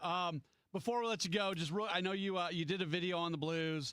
Man, oh man, 5 straight losses. They've given up, Bernie, 37 goals in their 6 regulation losses this year. Every single one of their regulation losses has been by at least 3 goals. It is, it's early. There's still plenty of time. This is not an indictment on this team for the full season, but holy moly, is this not a good performance from this team right now? No, Jeremy Rutherford, our good friend from The Athletic, he wrote a great piece today. And, he basically said, his lead was like the St. Louis Blues are broken. And that's just that kind of sums it all up, because there's really nothing about the team right now that's working or functioning well. Like everything about the team is busted. And that part makes it more serious to me, because I'm usually the first guy to well, it's 82 game season. They have 72 to go. Everybody relax. It'll be okay. Well, when a team is this broken and no one down there has any answers, Jim Montgomery's exasperated. He's tried to encourage them. He's tried to demand things. He's held them accountable. He's pointed out, what they need to do. And he doesn't have an answer. And, I thought Cam Fowler last night, when he was asked questions by reporters after that awful loss last night, it said, well, what's the problem? What do you identify? Why is this happening? And he said, honestly, I don't have an answer. And I'm thinking, well, the coach doesn't have an answer. The players don't have an answer. It's broken. It's just a matter of how long it's going to take them to fix it. It's very unusual to see them this bad. And I don't think it's just a little phase. I don't. All right, we'll see how it goes. Bernie, I really enjoyed this. I'm glad you tweeted that. That was a lot of fun, so thank you for sharing the story. We should do stuff like that more often. Oh, absolutely, because that's the thing. I'm the old guy now, right? I'm not going to call you the old guy, but if you want to self-identify, I'm not going to push back. I'm the old guy. Okay. I'm the one with the memory stories. Anyway, love you, man. Thank you. Well, before we let you go, can you share with us a little bit about Saliga? Of course I will. Saliga Heating and Cooling has been taking care of the Miklas family 17 years. This Daikin Comfort dealer has been taking care of St. Louis family since 1927, going on 100 years. Listen, I'm just going to tell you what I know, and I know it, and I know it, and I know it because we have dealt with Saliga in our home so many times. My gosh, they set the standard for honesty, integrity, knowledge, professionalism, prompt service. They never try to talk you into something expensive, never pressure you into something you're not comfortable with. They go the other way. They look for the least expensive solution, and they've done that for us. They found that solution, the least expensive solution to take care of the problem many, many times. So they've saved us money, and they've also saved us money with the Priority Club maintenance plan that's going to save you money because it extends the life of your current equipment, your air conditioning and heating, and also they do other things for your home, like quality of your indoor air, for example. Listen, I just can't emphasize enough how great they are and how great they will take care of you because they've been doing it since 1927. If you want to find out more, and please do, you'll see the phone number. Go to SaligaHeatingandCooling.com. Thank you. Let me tell you about this new pretzel cheddar club. Hey, I'm Carlos. And I'm Ebony. And a little thing we love about the Chick-fil-A Pretzel Cheddar Club is the tangy Dijon with the pretzel bun. It takes it to a whole nother level. It goes perfectly with the chicken and the cheddar cheese and the bacon. Man, you know how much you love bacon. And I love the different varieties. Grilled, spicy, original. It gets you nice and excited for fall. Order the Pretzel Cheddar Club with Cherry Berry and Sprite for a limited time on the Chick-fil-A app. Real guests paid for their testimonials. There's nothing like when you get that part from eBay and it just fits. Yeah, the first time. So you can do less of this and get right back to more of this. At eBay, you'll find all the parts you need, guaranteed to fit, at prices you'll love. Sounds good, doesn't it? eBay, things people love. Eligible items only. Exclusions apply. When you want a brand new kitchen, there's nothing to it. There's a brand new way to do it. 3-day kitchen and bath. Rochelle talks about her experience with 3-day kitchen and bath. It was a wonderful experience. I had heard about them on the radio. They come out to your house. They let you know what they do.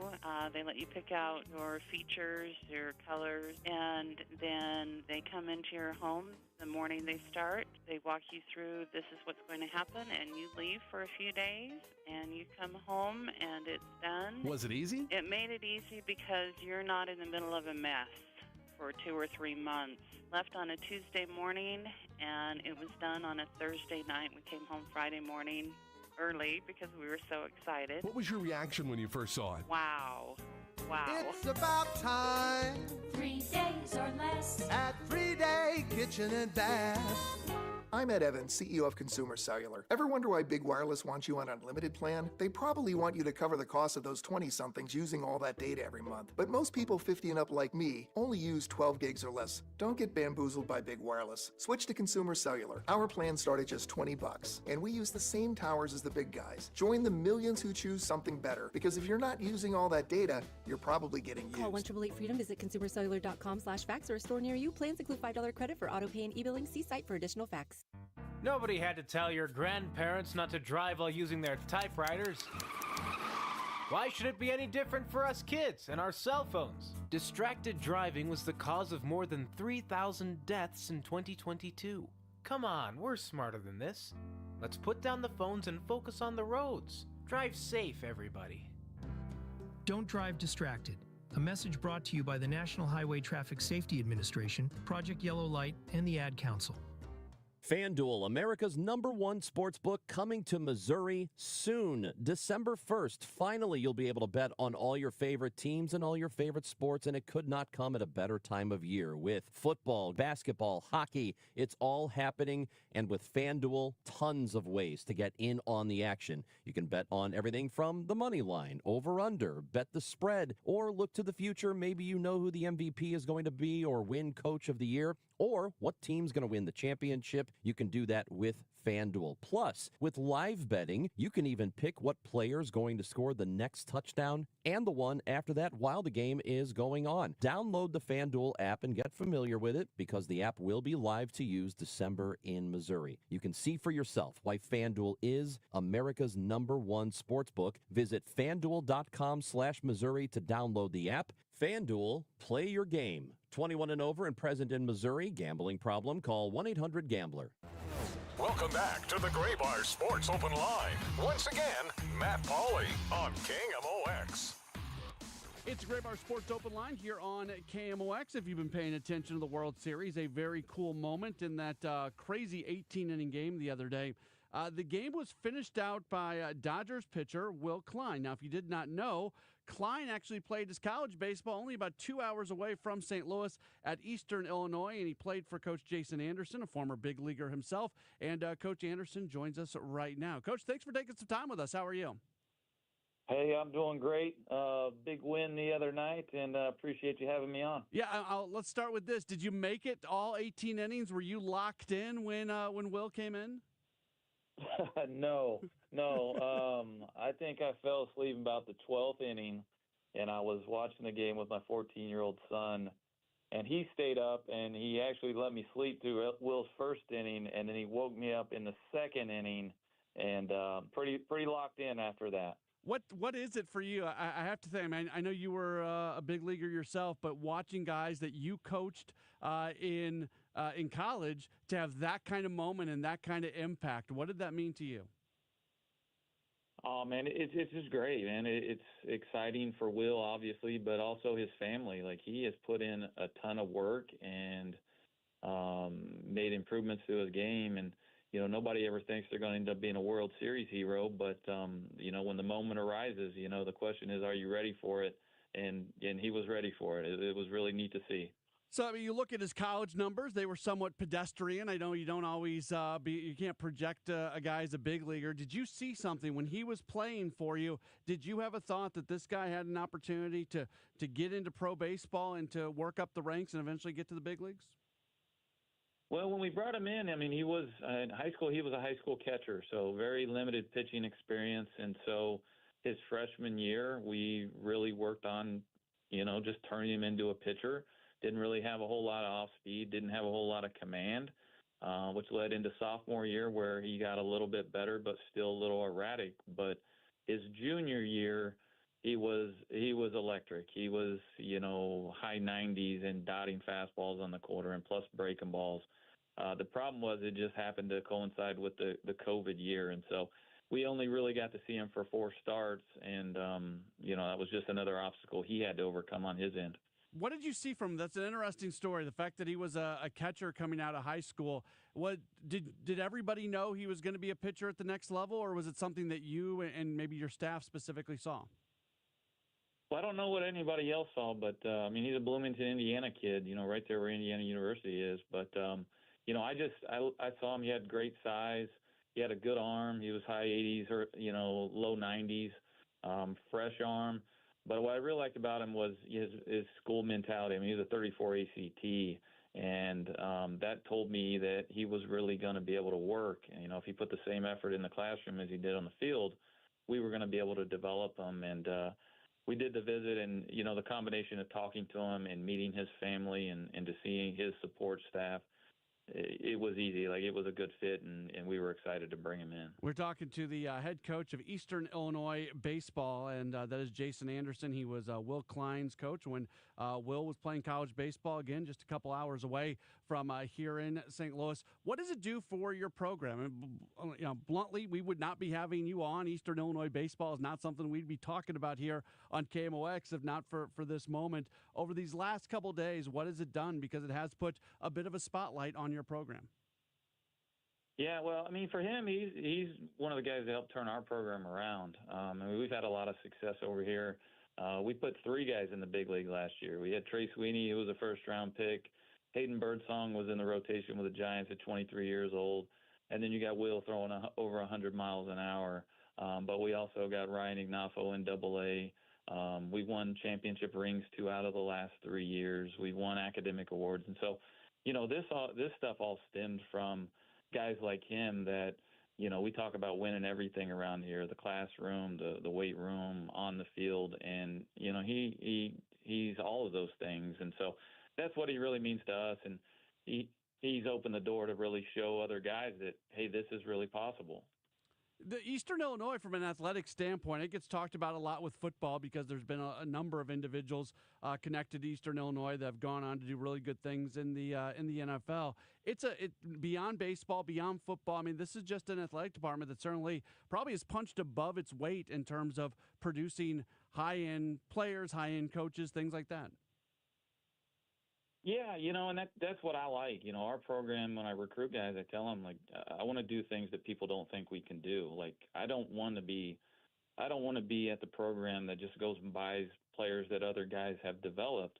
I want guys that have a chip on their shoulder, that have been overlooked, and come in here, and then we'll go compete against those guys. And we've beaten them. We've beaten the big schools, and, we're not afraid of them. And it's a mentality that works well when these guys do get into Pro Bowl, and to go in the 15th inning of a World Series game, like, you better have that mentality. And some of these kids that are going to these bigger schools don't have that mentality. It's a really cool story. Since we have you, and I know you have one, I was looking at your roster. I saw there was one kid from the St. Louis area. It's Charleston, Illinois, less than 2.5 hours away from St. Louis. How important is the St. Louis area for what you're trying to do and the recruiting that you do for your team? Yeah, we've got, most of our guys are from St. Louis, Chicago, Indianapolis area, but we got guys from all over the world. We've had Canadians, Australians, had a kid from the Bronx last year, South Dakota, California. I'm looking under every rock trying to find guys that have that mentality, that, want to do those things. And, but St. Louis has been huge for us. The baseball down there is awesome. And so we've had a good number of guys that have came up here that, that have had success. Well, there's been a lot of focus here on Eastern Illinois baseball the last couple of days. Jason Anderson, the head coach, former big leaguer himself, but he got to watch one of his players, as he mentioned a moment ago, a number of his players play in the big leagues, but it was a really cool moment watching Will Klein in the extra inning game. Coach, thank you so much for taking the time and for sharing your experience and what it was like for you watching Klein pitch the other day. Really, really cool stuff. Thank you so much for having me. That is Jason Anderson, again, the head baseball coach at Eastern Illinois. It's funny, you never know. All of a sudden, a guy that you really haven't heard much about, like a Will Klein, he walks into to a game, has a huge impact, wins a game from the mound, and just does things that nobody really expected out of him. Somebody who wasn't even on the roster earlier on in the postseason for the Dodgers, and then you find out the backstory, and lo and behold, this is a guy who was pitching his college ball about 2 hours from St. Louis, and a great opportunity to talk with Coach Jason Anderson about that experience. We will take a break. We've got more coming up. Don't go anywhere. You are locked in to a Gray Bar Sports Open Line on KMOX. The DGS Halloween Show is back, and you can hear it first on Friday, October 31st, starting at 4 p.m. Hear all about their ghost hunting experience and all the thrills and chills the show experienced this year. And to check out the ghost adventures from the past 20 years, head to KMOX.com/Halloween. The DGS Halloween Show, presented by Lore Wine and Spirits. Try Ghost Tequila today, the perfect spicy spirit to bring your Halloween celebrations to the next level. I love being able to talk to you about i3 Broadband. They are the internet service provider at my home, and if they're available in your neighborhood, I would strongly suggest that they become the internet service provider at your home as well. A few reasons, and it's all the stuff that really matters. You want performance, you want speed, they've got it. They always mirror their upload and download speeds. That's a big deal. A lot of service providers don't do that. So you might think you have 1 gig internet. You really don't have 1 gig internet because you're waiting for stuff to go through the upload process. You can get 1 gig, 2 gig, or 8 gig internet. I have 2 gig at home, and that's probably a lot more than I need. I never feel like my internet's lagging. We've got all kinds of devices that are connected to it. The reliability is crazy. I've had other service providers, internet's always going down. It's always going down at the worst time. I do stuff, I'll be, doing some work in the middle of the night where a lot of times work is going on or something. Never goes down. It's so reliable. Everything is done underground. That certainly helps. And then the price. I pay less than what I was paying with the cable company, and I'm getting better service for it. So check them out. See if they're available in your neighborhood. Put your address in, i3broadband.com. Again, i3broadband.com, and make the switch. You're really going to love them. Glover here for my friends at Cantor Injury Law. Cantor is local, and we're here doing the work every day. We're right here in St. Louis, and we're ready to fight for you. CantorInjuryLaw.com or call 314-628-9999. The choice of a lawyer is an important decision and should not be solely based on advertisements. I met my wife in law school at the University of Florida. She was from upstate New York, and I was from Kentucky. We met at a daily mass at St. Augustine's. She was the most beautiful girl I'd ever seen in my life. After communion, I followed her out of the church and got her phone number. The rest is history. I'm John Morgan of Morgan & Morgan. Little did we know that one day we would have 4 children and the largest injury firm in the world. All 4 work in the business. It's a family business. Did I ever see this coming? Hell no. We just worked very hard and treated our clients like we would want to be treated, like family. It's a full-service injury firm, auto accidents, medical malpractice, workers' compensation, Social Security, and insurance disputes. We're open 24/7, 365 days a year. Visit forthepeople.com and we can get to work on your case. No recovery, no fee. Morgan & Morgan, for the people. Injured? Dial pound law or visit forthepeople.com for an office near you. Welcome back to the Gray Bar Sports Open Line. Once again, Matt Pauley on KMOX. Back at it as we get into our final segment here in hour number 1. Hour number 2, we've got a lot coming up. We are going to hear from Blues coach Jim Montgomery. He spent some time meeting with the media after practice earlier today. Had some really interesting things to say. Talked a lot about Dalibor Dvorsky, who is now with the team, will play tomorrow night, will be a center, will be on the power play tomorrow, but also how does this team get better? That was a big part of what was talked about today. So you'll hear from Jim Montgomery in just a while. I got some feedback on something that I said, and I'll be honest with you. If we talk Cardinals, if we talk baseball, there's never an issue with getting feedback. When we talk about the Blues, we don't get as much feedback. And I don't totally know why that is. I'm not going to not talk Blues about it. We talk a lot of Blues hockey on this show, as we should. And I made the comment earlier that the Blues are a good, not great team. Maybe I said a very good team, not great. I don't know if I said good or very good, but I did put the qualifier not great. And what I meant by that is I think they're a team that should be in the postseason this year. I think they're good enough to be in the postseason, but I don't think they're the class of the division. I know they're not the class of the division. I know they're not the class of the of the West overall, right? So good, not great. That's how I would describe them. Got a fair amount of feedback on that. And just a couple examples of that. Larry sent in a message on the video stream, said it is not a very good team. Got a more elaborate text that came in that says, let's see, we'll make sure I get this right. It says, how can you say Field's a good hockey team? He says, if you truly take the St. Louis hat off, can you really feel that way? Says, I have to imagine an evening sports show in any other market is going to look at the Blues and not say that's a really good team. I know it has to be hard to be in the market and trash on them, but a supposed good team in our hearts and on paper is not the same as what's on the ice. Try to remove the bias. And I appreciated that message. And I guess this is where I would go from that. When I talk about, and at some point in the year this changes, right? We're still early on in the year.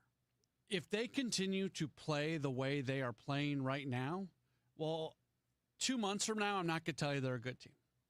Because at that point, there's going to be enough evidence on the ice that that's not the case. I look at who they should be. I look at who they could be, but more about who they should be. Should and could are different. They rhyme, but they're not the same. Who they should be. Who should the Blues be? I think we saw down the stretch of the year last year a pretty darn good team, and I think they got better in the offseason. Now, Jim Montgomery climbed to the mountaintop and screamed as loud as he could during training camp that this is a brand new year. This is not just a continuation of last season. And I think a lot of us, including myself, I'll raise my hand, a lot of us just kind of looked at, okay, this is almost going to be a continuation of last season. And Jim Montgomery tried to tell us, no, that's not the case. That's not the case. This is a brand new team, and you can't build upon expectations from last year to this year. Maybe build upon expectations is the wrong way to say it. But you understand. I think you should understand where I'm going at with this. For me, it's early enough to say that I don't think the team that we're seeing on the ice right now is who they are. I think they're better than that. Maybe I'm wrong. Maybe the people who are pushing back on me right now are going to be correct. And if that's right, well, we're going to have plenty of time to revisit this for sure. And if the Blues don't turn things around, if the Blues continue to struggle at this rate, if they're not a playoff team this year, well, then we can sit here and maybe I'll change my tune to all of a sudden I'll be saying, well, the Blues just aren't a very good team. I did that with the Cardinals.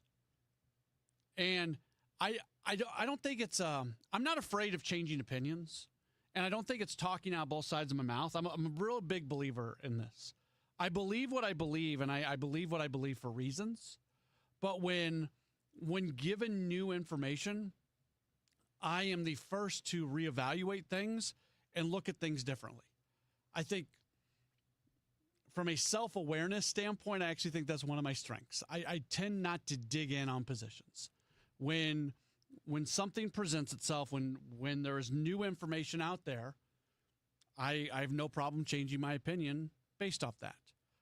And the Cardinals went from a team that in May I was really excited about, and the way they were playing, I thought that maybe that was something that was going to be real. Maybe that was something that was going to be legitimate.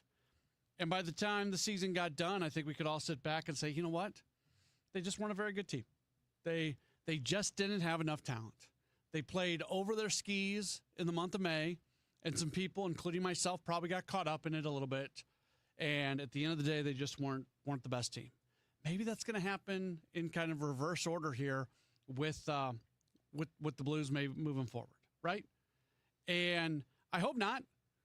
I hope that they turn around, and I hope that they're a good that the play on the ice matches my expectations for them. So when I sit here and say they're a good team, it's not me talking about who they are right now with a 3-6-1 record. It's about the talent that has been assembled. It's about the coach they have.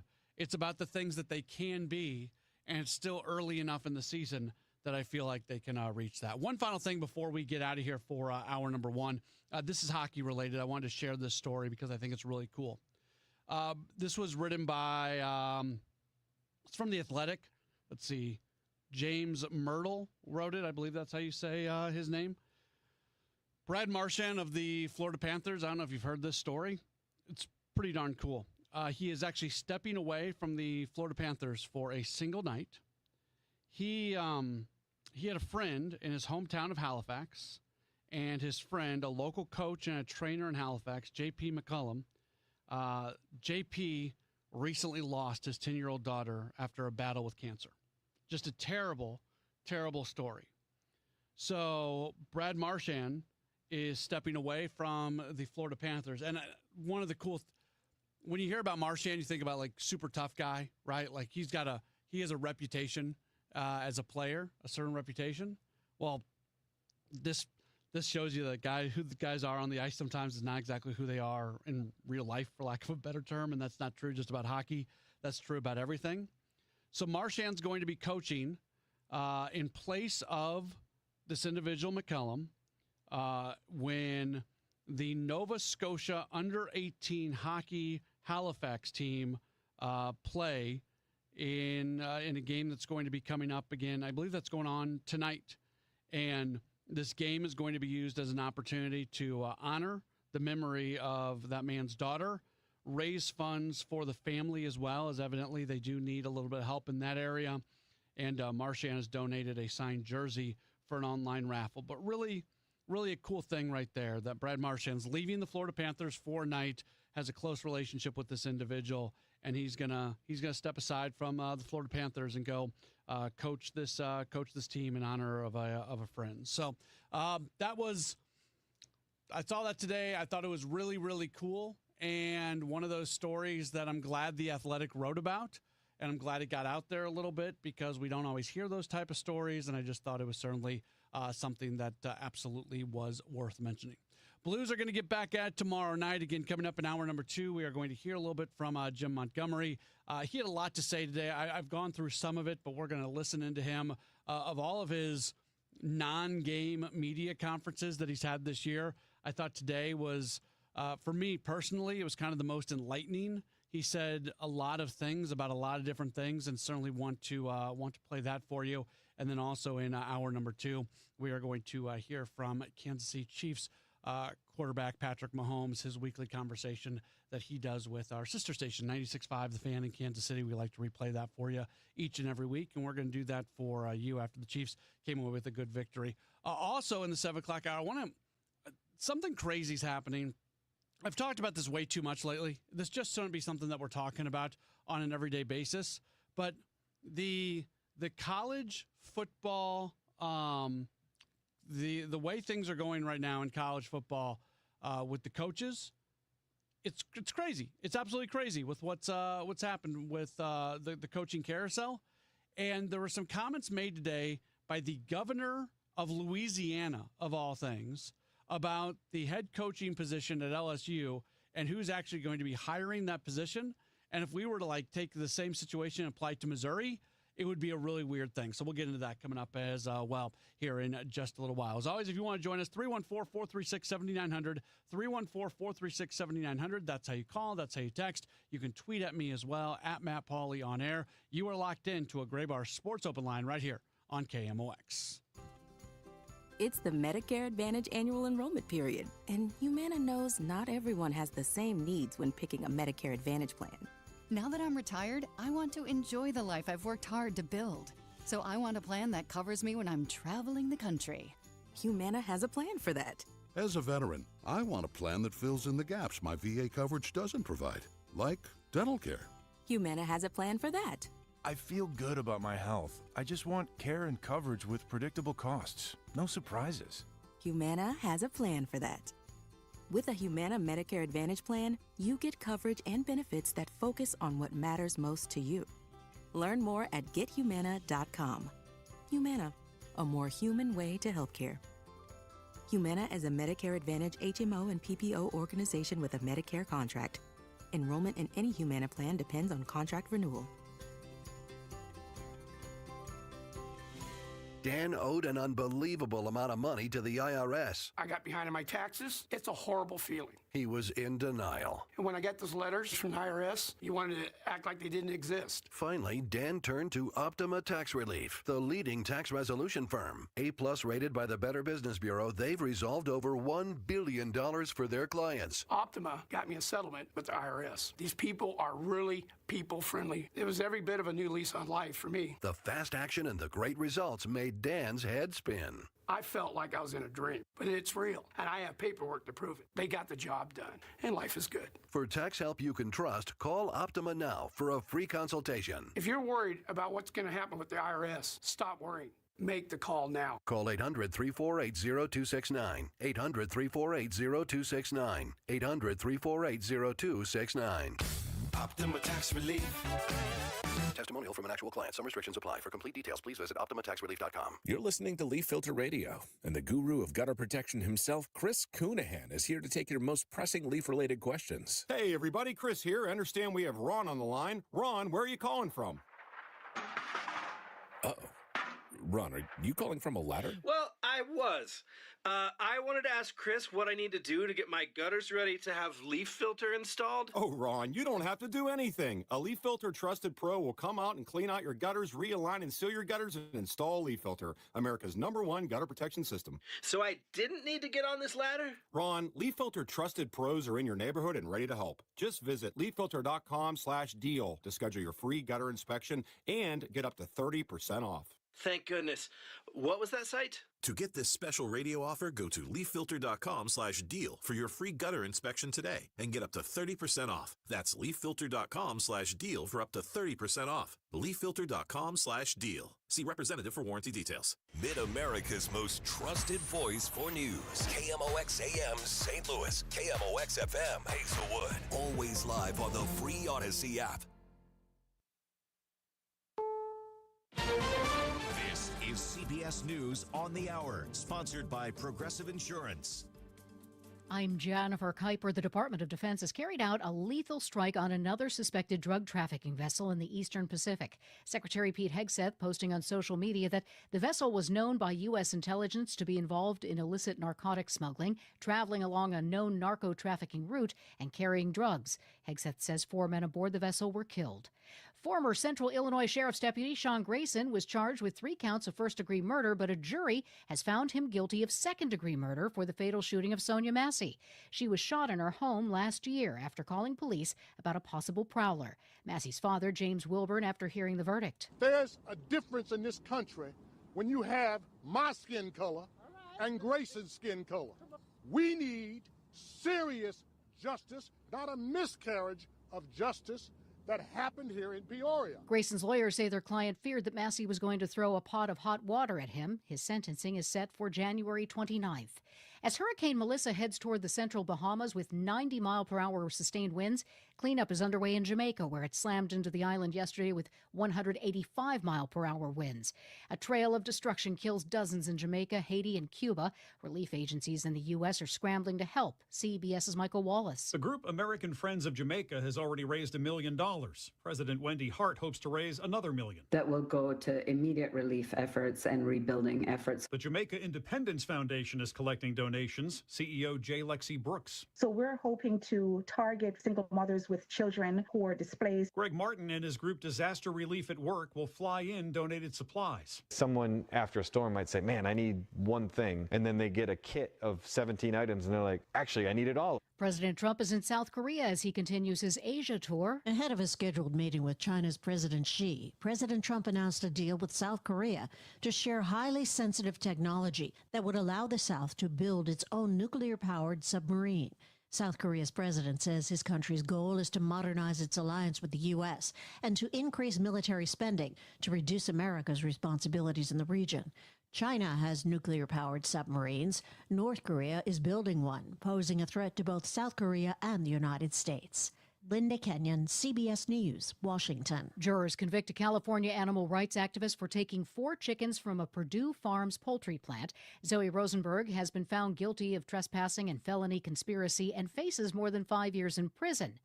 She says she was rescuing the chickens, but prosecutors say she broke the law. This is CBS News. Think O'Reilly Auto Parts for all your car care needs. Get the parts and service you need fast from the professional parts people at O'Reilly Auto Parts.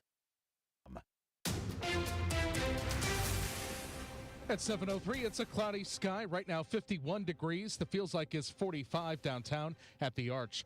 Leaders at Operation Food Search say charities alone can't fill the gap that's left when food stamp benefits end in a couple of days. It's kind of hectic. We are, fielding a lot of calls, a lot of concerns, but also, thank goodness, a lot of offers for help as well. Chief Development Officer Ellen Reed Fox tells KMOX that programs like SNAP provide 90% of all food assistance. They'll need the public's help to fill that gap, and you can do so tonight. They're holding an urgent food drive that is happening right now at City Foundry. You can drop off donations from your car by going through the roundabout at Vandeventer. That's until 8:30, so you've got another hour and a half, and they're asking for easy-to-open items like canned beans and boxed rice. A judge temporarily removed Alfred Montgomery as sheriff of the city of St. Louis ahead of his November Quo Warrento trial. Judge Stephen Omer said Montgomery being behind bars changed the landscape of the case and questioned how he can run the department while in federal custody. Sheriff's Attorney David Mason says they've been talking with Montgomery daily, bringing him paperwork that he needs to sign, insisting that the system is working. When high staff like the colonel or any of the people, human resources and so on, if we need to get his direction on something, we will go to him anyway, walk over to his office, wherever. So we're just doing it by telephone. Presiding Judge Chris McGraw named John Hayden, the former chief of police, as the interim sheriff.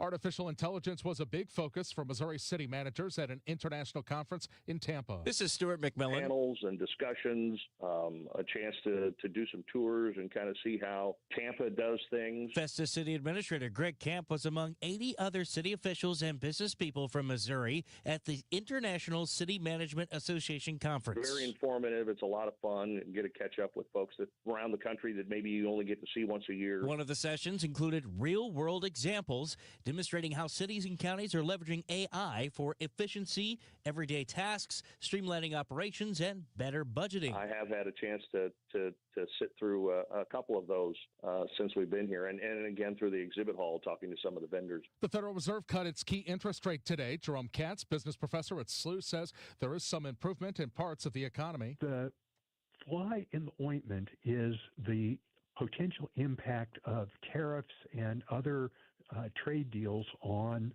inflation. Katz says most people will only notice the interest rate change if they're buying a house or a car. For those trying to pay down credit card debt, not so much. Forecast from Dave Murray for tonight, partly cloudy and cold and dry with a low 42 degrees. For tomorrow, dry and chilly. Sun's out with a high of 58. Clear and cold tomorrow, 40 overnight. For Friday, sunshine, high 60. And for Halloween night, think about temperatures in the upper 40s to low 50s and a dry evening. Right now it's 51, feels like 45 downtown at the Arch. I'm Michael Calhoun, KMOX News. Welcome back to the Gray Bar Sports Open Line. Once again, Matt Pauley on KMOX. Always helps turn the mic on into our second hour. It is Gray Bar Sports Open Line right here on KMOX. My name is Matt Pauley. As always, if you want to chime in, you can do so by calling, texting, tweeting. If you call or text 314-436-7900, 314-436-7900. Tweet at me at Matt Pauley on air, MattPauley on air. And you can leave a comment on the video chat as well if you happen to be watching us on Facebook, Twitter, or YouTube.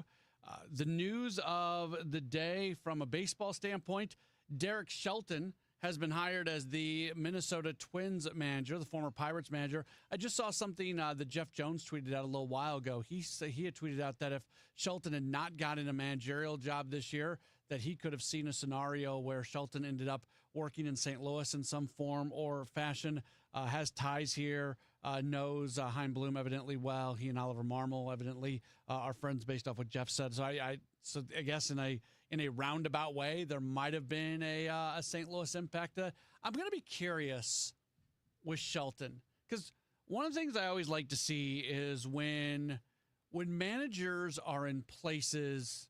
Okay, let's do the Skip Schumacher thing, and it's not a total perfect analogy because Schumacher did have some success with the Miami Marlins, more success in one of his years in Miami than Shelton ever had with the Pirates.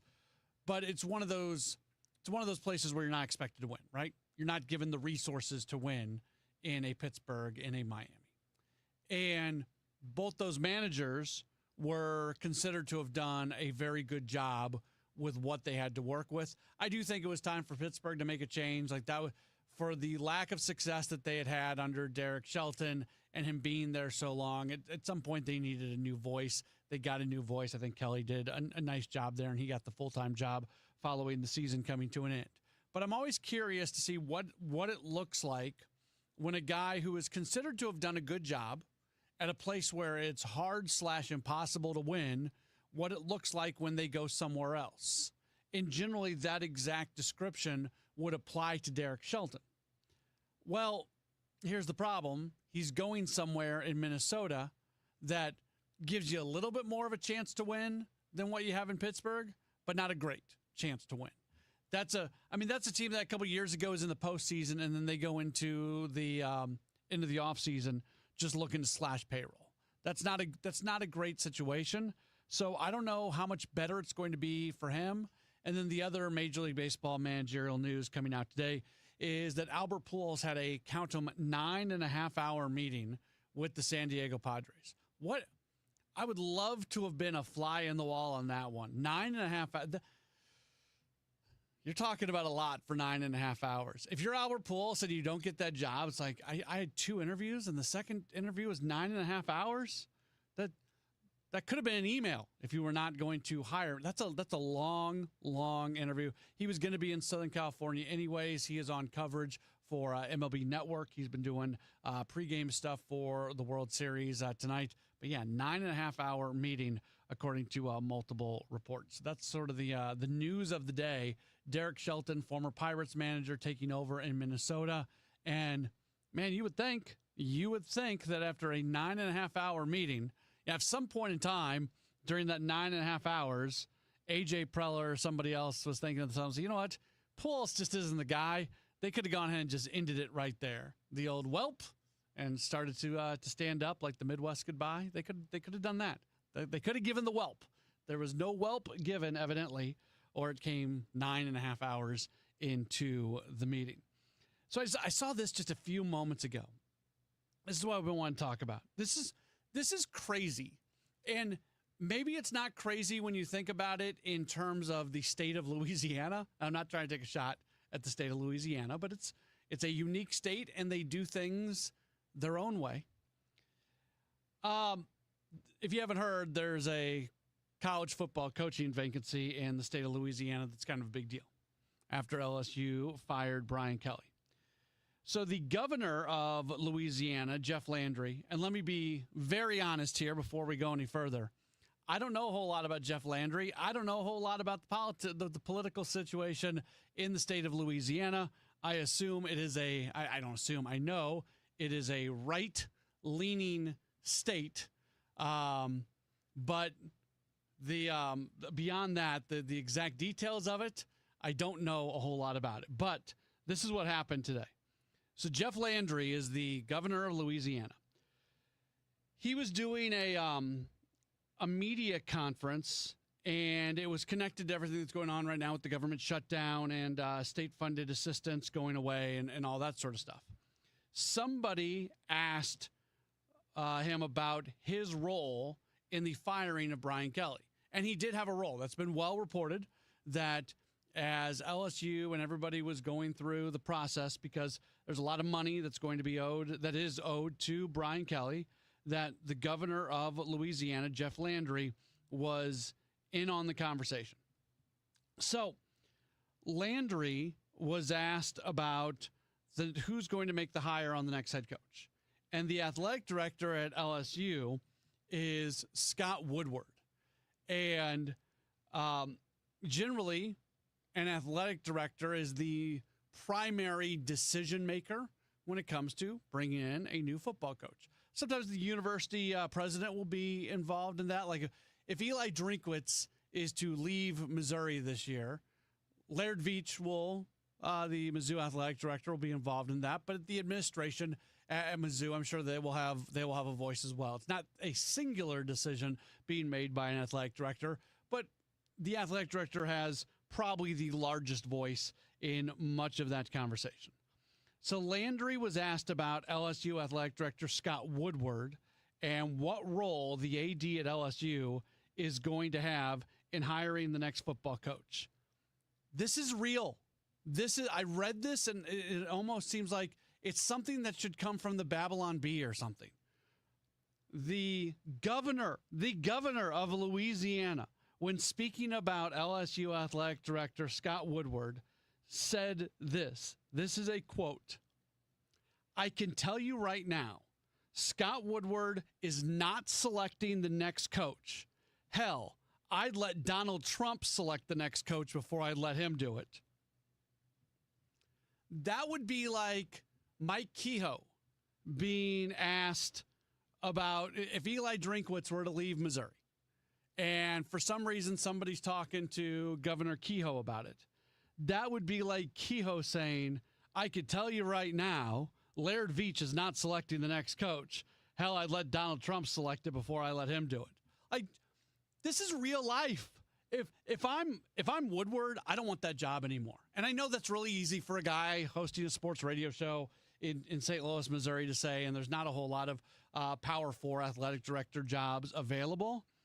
But if I'm taking strays from the governor and the governor is telling me that I cannot do my job, that's an issue.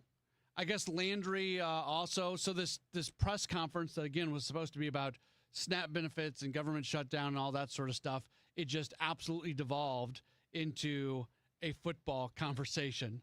So that's all the governor really wanted to talk about, evidently, today in Louisiana. Said, quote, we're not going down a failed path. This is a pattern that got us here.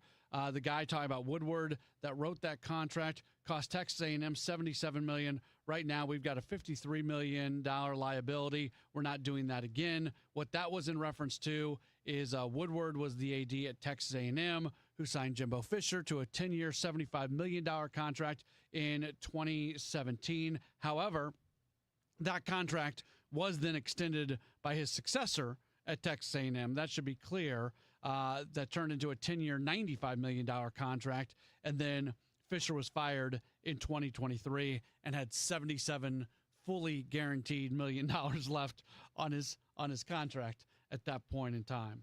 But this is just wild. This is wild that this has happened, that the governor of Louisiana is talking this way about an athletic director at a university. And I am speaking here on this topic, admittedly, with a lack of depth of real information on it. Like, I don't know the dynamic between the governor and the university and all of that. I don't. And maybe I should learn a little bit more about that before talking about it. But I just saw this just moments ago, and I could not believe when I see the governor of Louisiana talking that way.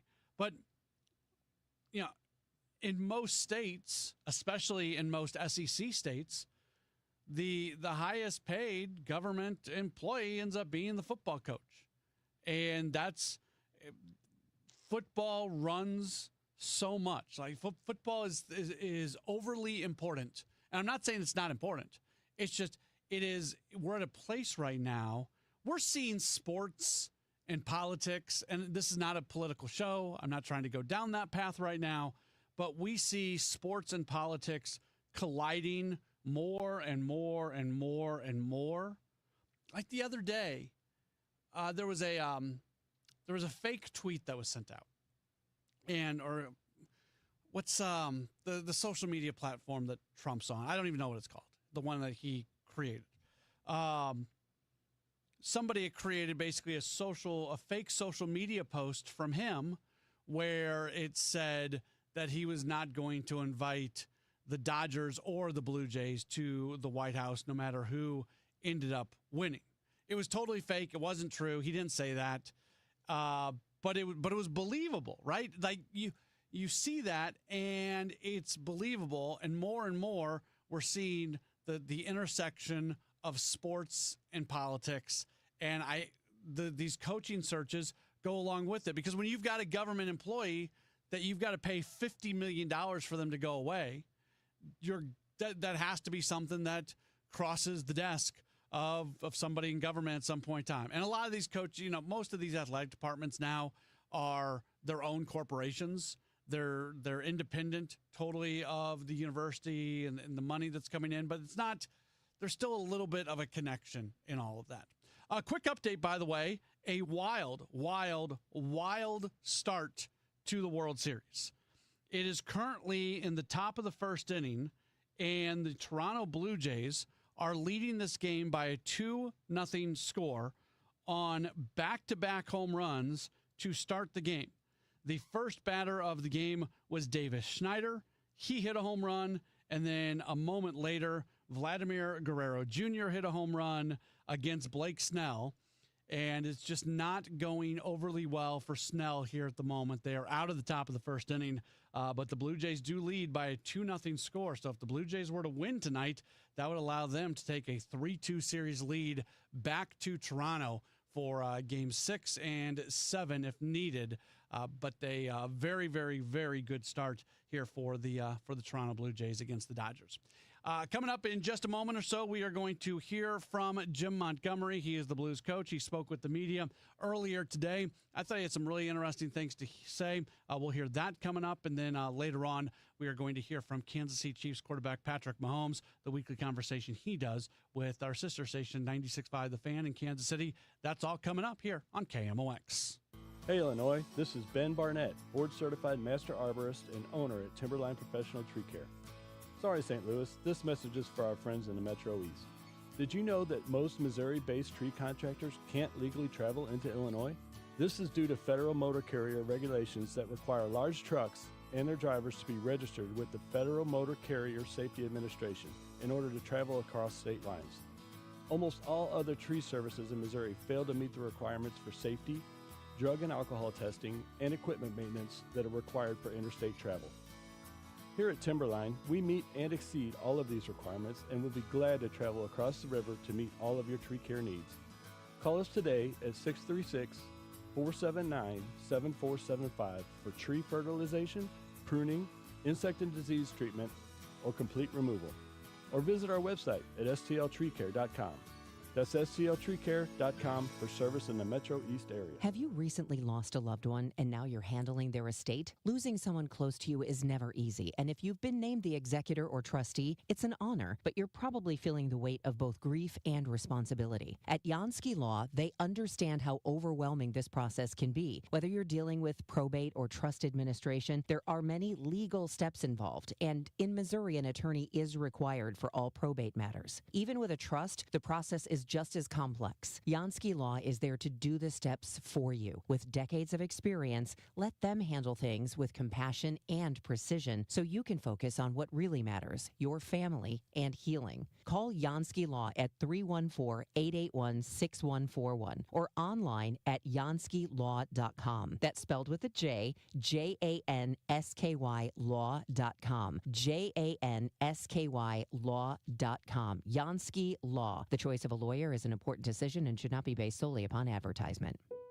At California Psychics, we know that when you haven't found love, it feels like everyone else has. Every movie has a love interest. Every song is a love song. Where are all the songs about cats or the joy of early bedtimes? And of course, the PDA. Looking for love sucks.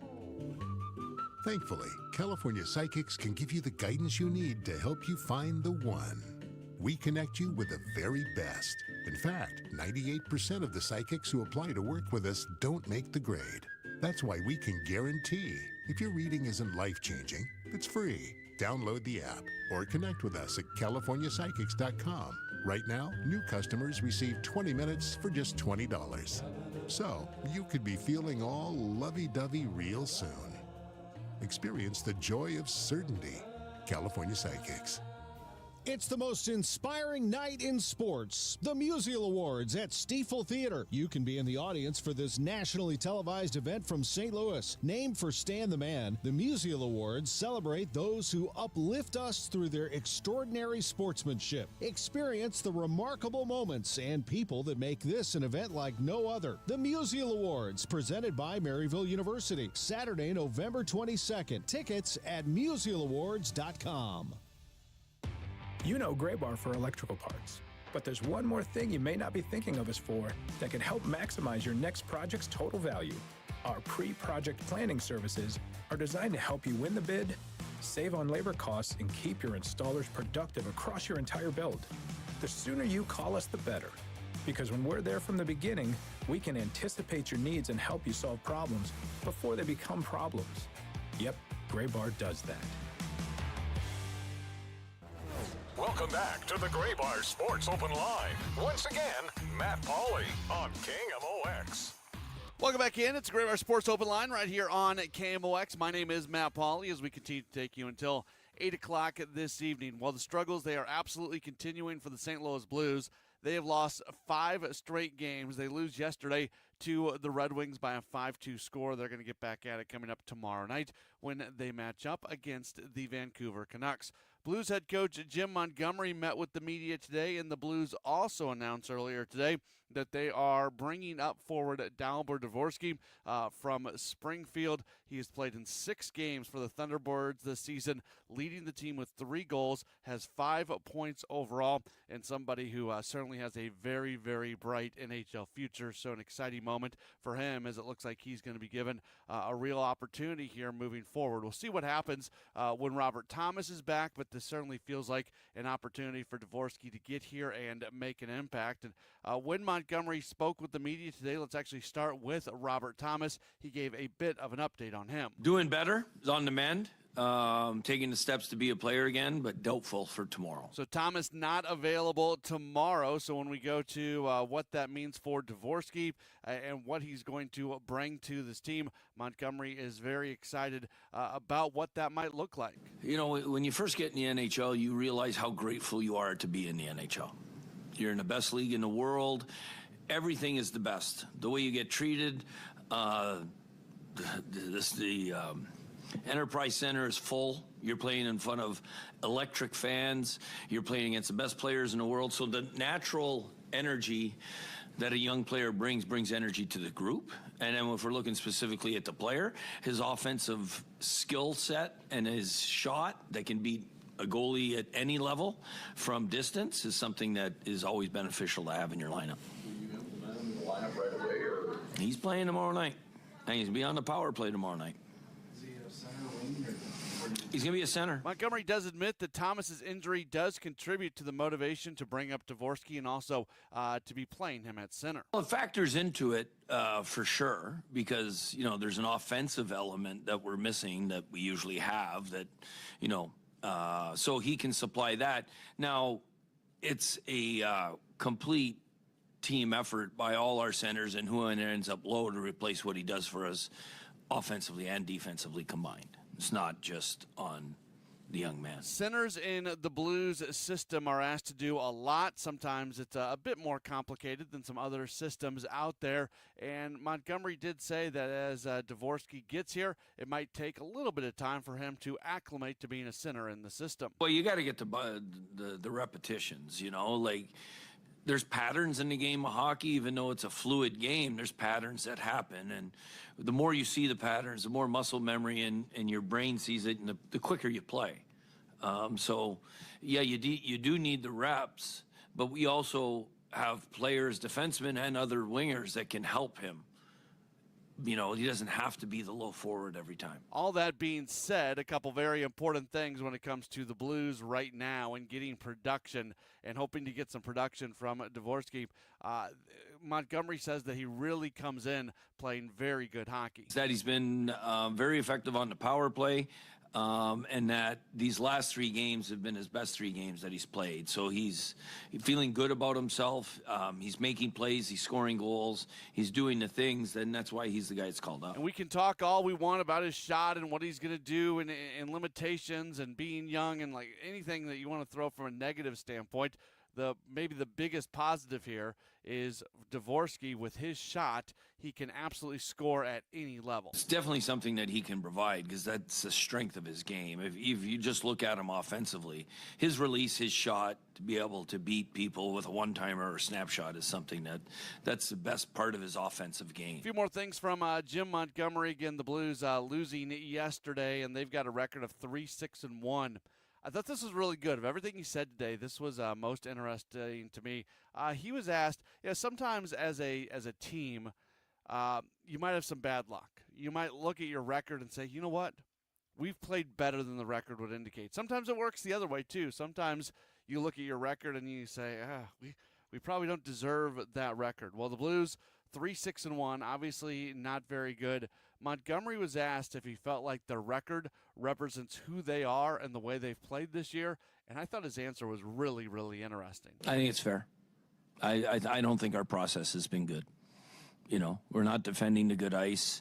We're giving up too many grade A opportunities. We're not giving up a lot, but the ones we give up are like 5 bell chances. Like Albert Pujols is staring at a softball, and he's knocking it out of the park. We got to stop that. The other part is game management. We're not managing games, and it doesn't matter the situation. It could be in the offensive zone. We're not managing the puck well enough. It could be in the neutral zone. Our support isn't where it should be. It could be pulled goalie situation. We're trying to make rink-wide passes instead of gaining the red line and rimming it in. Those are game management situations that we have to be more prudent in to give ourselves opportunities, and it doesn't matter the situation. The other night in Pittsburgh, we're delayed penalty, 5v6. It looked like we had never played that situation before. Those are guys having to take a breath, protect the middle of the ice, and then run your routes properly so that you kill plays and whatever, or make plays. From an offensive standpoint, the Blues are not scoring enough goals, but that doesn't seem to be the biggest issue on the team. But every night, it feels like there's a goal or two that's left on the table. Sometimes there's some opportunities right in front of the net that they are unable to convert. And Montgomery spent some time talking about what they need to do to be able to start converting those type of goals. That comes into 2 areas. Puck from behind the net has been an issue for us. And just having more patience, one guy going, not 2. And then the other area is coming in the D zone, stopping in good ice. It's something that this comes down to coaching, and it comes down to us harping on the details and the players executing it. So those are areas that maybe we haven't done a good enough job harping on. I know we have started harping on it quite a bit, but then you look into the, players wanting to do too much because they want to be difference makers, and they don't stop, they run. And that exposes the good ice. And we just got to trust everybody do their job. We can talk all we want about what they're doing from an offensive standpoint. The struggles here are coming from a defensive standpoint. As every single regulation loss that they have this year, they have lost by at least 3 goals. Their last 4 games, they've given up 5, 6, 6, and 7 goals respectively. They are just giving up a ton of goals. So it shouldn't surprise you too much when Montgomery says that the team's struggles right now are really based off what they're doing defensively. I don't think offensively is the issue for us. We're 29th in shots for, but when you look at analytics, we're in the top 10 offensively of slot shots and creating high danger chances. So that's not, our focus is on the other area. The other area, we're like 5th in shots against, but yet, like I said, we're not protecting the good ice. So if we protect the good ice and we continue to get the same offense, we're going to win hockey games. We just got to get better without the puck. So that presents the question, how do you get better defensively? Montgomery's got a lot of confidence that they can get better and they can get back to being the team that they expected to be pretty quickly. It's something you get back real quick, Now, as a staff, we got to do a better job of hammering on the details of it. Stopping at the house, protecting the good ice, protecting middle ice, protecting the net front. Those are things as a staff we got to help give those players so that they play faster within that structure and have confidence in it. Good stuff from Blues head coach Jim Montgomery speaking to the media earlier today. Again, the Blues will try to end their 5-game losing streak tomorrow night. They are going to be at home at the Enterprise Center against the Vancouver Canucks. We will take a break. We'll come back and we'll hear from Chiefs quarterback Patrick Mahomes, his weekly conversation that he does with our sister station in Kansas City. We'll hear that coming up in just a few moments as we roll on with the Gray Bar Sports Open Line on KMOX. Think back to the holiday season last year. You're surrounded by your family. It's been months since everyone has been together like this. Everyone is talking and catching up, sharing stories and laughing, and your grandson is real quick-witted. He cracks a joke and everyone seems to laugh. But you missed it. How does that make you feel? Do you start to disengage? Do you feel disconnected from the group? I'm Dr. Colleen Bosler, and I don't want this to happen to you this holiday season. Come visit Dr. Adam Voss and me at the Audiology Center for our Here for the Holidays event happening in the month of October. We're offering free hearing screenings, free earwax removals, free consultations, and a $500 coupon towards the latest hearing aids. Call us today to make an appointment for this special event through the month of October.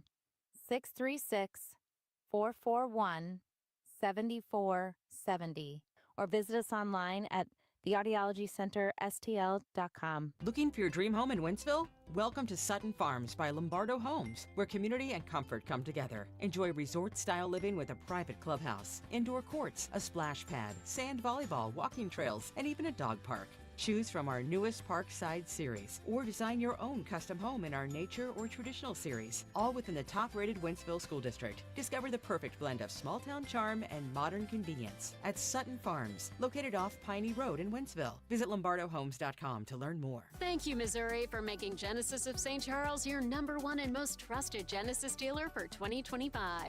Thrilling offers for an unforgettable season are now here at Genesis of St. Charles. For a limited time only, get 0% APR for up to 60 months on all new Genesis models. You don't want to miss this one. These offers absolutely end October 31st. Visit genesisofstcharles.com today. Based on GMA sales records for 2024 on approved credit for Genesis Finance. See dealer for details. This special alert is for all Americans who own a vehicle. If you have a warranty that's about to expire or no warranty coverage at all, this message is for you. It's time to stop worrying about future car repairs today. Your vehicle is essential, but unexpected breakdowns can derail your plans and your wallet. It's time to future-proof your ride with CarShield. CarShield offers a low-cost month-to-month vehicle protection plan that saves drivers thousands from out-of-pocket expenses on future auto repairs. Imagine if your engine quits or your transmission fails. You could pay a fraction of the repair cost. This protection plan is at an all-time low, and to give you even more peace of mind, drivers who activate today also receive free roadside assistance, free towing, and car rental options at no additional cost. Don't wait for a breakdown to drain your savings. Future-proof your car with CarShield today and drive with confidence. Call CarShield for your free quick quote. Call 800-908-8646. That's 800-908-8646. What do you have to lose? Call 800-908-8646. That's 800-908-8646. Again, 800-908-8646. Don't get lulled into believing the IRS is getting soft. It's just the opposite. Hi, this is Lance Story with the Lance Story Law Firm. We are being told by IRS collection officers that their higher-ups are demanding that they get more aggressive than ever. So don't ignore them any longer. Level up. If you have unfiled returns, unpaid taxes, levies, or liens, call the Lance Story Law Firm today and let us get between you and the IRS. We'll protect your rights, including your right to appeal or even your right to take the IRS to tax court. Remember, IRS problems are legal problems, and they need to be handled by an expert attorney team who's done it for decades. So call the Lance Story Law Firm today. We're local. Our office is right here in St. Louis, or visit Lance, D-R-U-R-Y, law.com to schedule your free consultation with your local tax resolution law firm, the Lance Story Law Firm, 314-260-6120. The choice of a lawyer is an important decision and should not be based solely upon advertisements. Welcome back to the Gray Bar Sports Open Line. Once again, Matt Pauley on KMOX. It's the Gray Bar Sports Open Line right here on KMOX, continuing to take you till 8 o'clock this evening. The Kansas City Chiefs, they got another win this past week. They knocked off the Washington Commanders 28-7. They have now won 3 in a row and 5 of their last 6, and they've got a huge game their next time out as they are going to match up against the Buffalo Bills. That's going to be coming up on Sunday afternoon, a 3:25 kickoff. You can hear it right here on KMOX. It is time to listen in to our weekly conversation that Chiefs quarterback Patrick Mahomes has with Carrington Harrison at our sister station, 96.5 The Fan in Kansas City. And as Carrington Harrison opened up the conversation day with Mahomes, as they generally do, they start off with a lighter topic, talking about how the Mahomes family handles trick-or-treaters on Halloween. Yeah, I mean, for most of the time we are the trick-or-treating, just with the kids and stuff like that. So while we're doing that, we usually put the bowl of candy out on the front patio or the front porch, whatever you want to call it. And so that's how we usually roll with it. And by the time we get home, it's usually all gone. So I don't know if that's one person taking it all or if that's a lot of people coming by the house. What kind of candy are you guys divvying out? Are you guys getting like king-size candy bars? Are you getting like those little variety packs and just, hey, you can grab a handful of it? How are you guys handling giving out the candy? It's a mixture of both. You know, we do the variety packs, but we also do some of the king-size stuff as well. And so I want everybody to have a good time, and I want everybody to get everything they want. So I try to keep it mixing it up every year and as many options as possible. All right, so I have 6 candies that I want to go through with you really quickly. I want you to tell me if you would give these candies a thumbs up or a thumbs down and why you feel that way. Let's start with gummy bears. Where are you at? Yeah, I can do gummy bears. Just depends, you know. But it's not my favorite, but I can do it for sure. All right, where are you at with a York peppermint patty? That's a thumbs down for me. I'm not a big peppermint fan. How about Whoppers? You know those like little chocolate milk balls. I like them, but they're very controversial. Thumbs up or thumbs down? Yeah, if it's the only option I had, I'd give it a thumbs up. Candy corn. Definitely. I actually had this discussion the other day with some guys. It's like only Halloween once or twice, thumbs up. Rest of the year, thumbs down. All right, 2 final candies here. First up, lemon heads. That's a thumbs down for me. Last one, yellow starburst. Yellow star. I mean, you got to eat the yellow starburst to appreciate the red and the pink. So I mean, you got to eat the yellow and the orange. So got to give it a thumbs up. It's not as good as the other ones, but it plays its part. Right now, we're talking to the quarterback of the Kansas City Chiefs, Patrick Mahomes. Let's take a look back really quickly before we move on to you guys' game on Sunday against the Bills. You guys started this homestand under 500 with a very important Sunday night football game against the Lions. You guys had an incredible homestand. You guys outscored your opponents 89-24. What are you most proud of? What was the most impressive for you, given how you guys played this homestand? Yeah, I think it's just the progression of getting better and better, offense and defense and special teams. Everybody has got better while we were at home, and we had Arrowhead on our side, and so we have to continue that. You know, we played some good football teams, and we've gotten better as the season's gone on. But we're gonna have a nice stretch of games starting off with Buffalo, and it's gonna be a tough environment. So we got to continue to get better and try to find a way to win this game in a tough environment. One thing that you told me a couple of weeks ago when we were having a conversation was about the wide receiver room and how much guys really like each other. I've been really paying attention to that, and you can just get a sense of it, man. Guys really like playing for each other. Guys like seeing other guys have success. It feels like the camaraderie is very high right now amongst the team. It feels like the chemistry and confidence is also very high amongst the team as well. Yeah, for sure. I mean, I think it speaks to just the culture that we've kind of built here, and guys like each other, and they want to go out there and win, and they want everybody to succeed. And so that's not going to happen every single game. Not everybody's going to get all the catches or all the yards or whatever it is. But I think if you just play your part and you get yourself open whenever you get the opportunities, the football's going to come your way, and then you'll be able to go out there and make an impact in the game. You can't really call anything automatic, but it feels like Kareem Hunt on 3rd and short or 4th and short, it's become almost as automatic as anything in the league right now. Yeah, no, he's doing a great job, man. I mean, he does a great job of finding the soft spots in the run and getting through there and getting the yards. You know, that's not an easy thing to do, and I think it's a weapon that we have is having him in those situations. And the offensive line's doing a great job giving him space to run with. I also feel like that just changed some of the philosophy amongst the team. One thing we were talking about on the show yesterday was, you know, you guys had 4th and 1 from your side of the field. I feel like in years past, you guys potentially punt in that situation. It didn't feel like there was any hesitation. It felt like everybody had a lot of confidence in that offensive line and also Kareem to pick up the 1 or 2 yards. 100%, and I said this after the game. I mean, it's confidence in Kareem and the offensive line, and it's also confidence in our defense that they're going to get stops if it doesn't work out. And so I think it speaks to the confidence of the entire team the coaches have in us, is that we're going to go out there and make it happen. And if the slight chance that we don't, the defense is going to get the stop and get the ball right back to us. Right now, we're talking to the quarterback of the Kansas City Chiefs, Patrick Mahomes. I got to ask you about Travis. He ties the record. Very special moment at Arrowhead. How cool is it to see him have that moment? And you talk about the hard work that guys put in. This is the guy that's been doing it for a decade now. 100%, man. I mean, he comes to work every single day with the right attitude, and one of the main leaders, if not the leader, of this football team. And he's a guy that practices harder than anybody. Has a smile on his face, keeping guys motivated and ready to go. And so he's deserving of having these type of records broken, and that comes with the work that he puts in every single day. Let's move ahead to Sunday's matchup against the Buffalo Bills. This is the 10th time that you guys will have played the Bills. It just feels like every year this game always means a whole lot. It's always really important, and it usually feels like it's around this time in the calendar. Yeah, it is. It's always like late October, early November when we play, and it's kind of the season's rolling, and you know where everybody's kind of at in the standings and everything like that. And so we know it's going to take our best effort. I think that's what I've learned about every single matchup that we have is it always comes down to the end, and it's two great football teams going up against each other, and it's going to be one play here or there. It's going to change the outcome. And so it's just about making those plays, staying motivated, staying up to the task, and going out there and playing your best football at the right time and making those big plays in the big moments. I'm sure you've heard this comparison a million times, but, you know, you and I are from the same era of watching football. You know, every year you circled Brady against Manning, and you knew whether it was Patriots Colts or Patriots Broncos, you knew how important that matchup was going to be. How cool is it to kind of grow up watching that rivalry and now essentially be in the middle of your own version of that?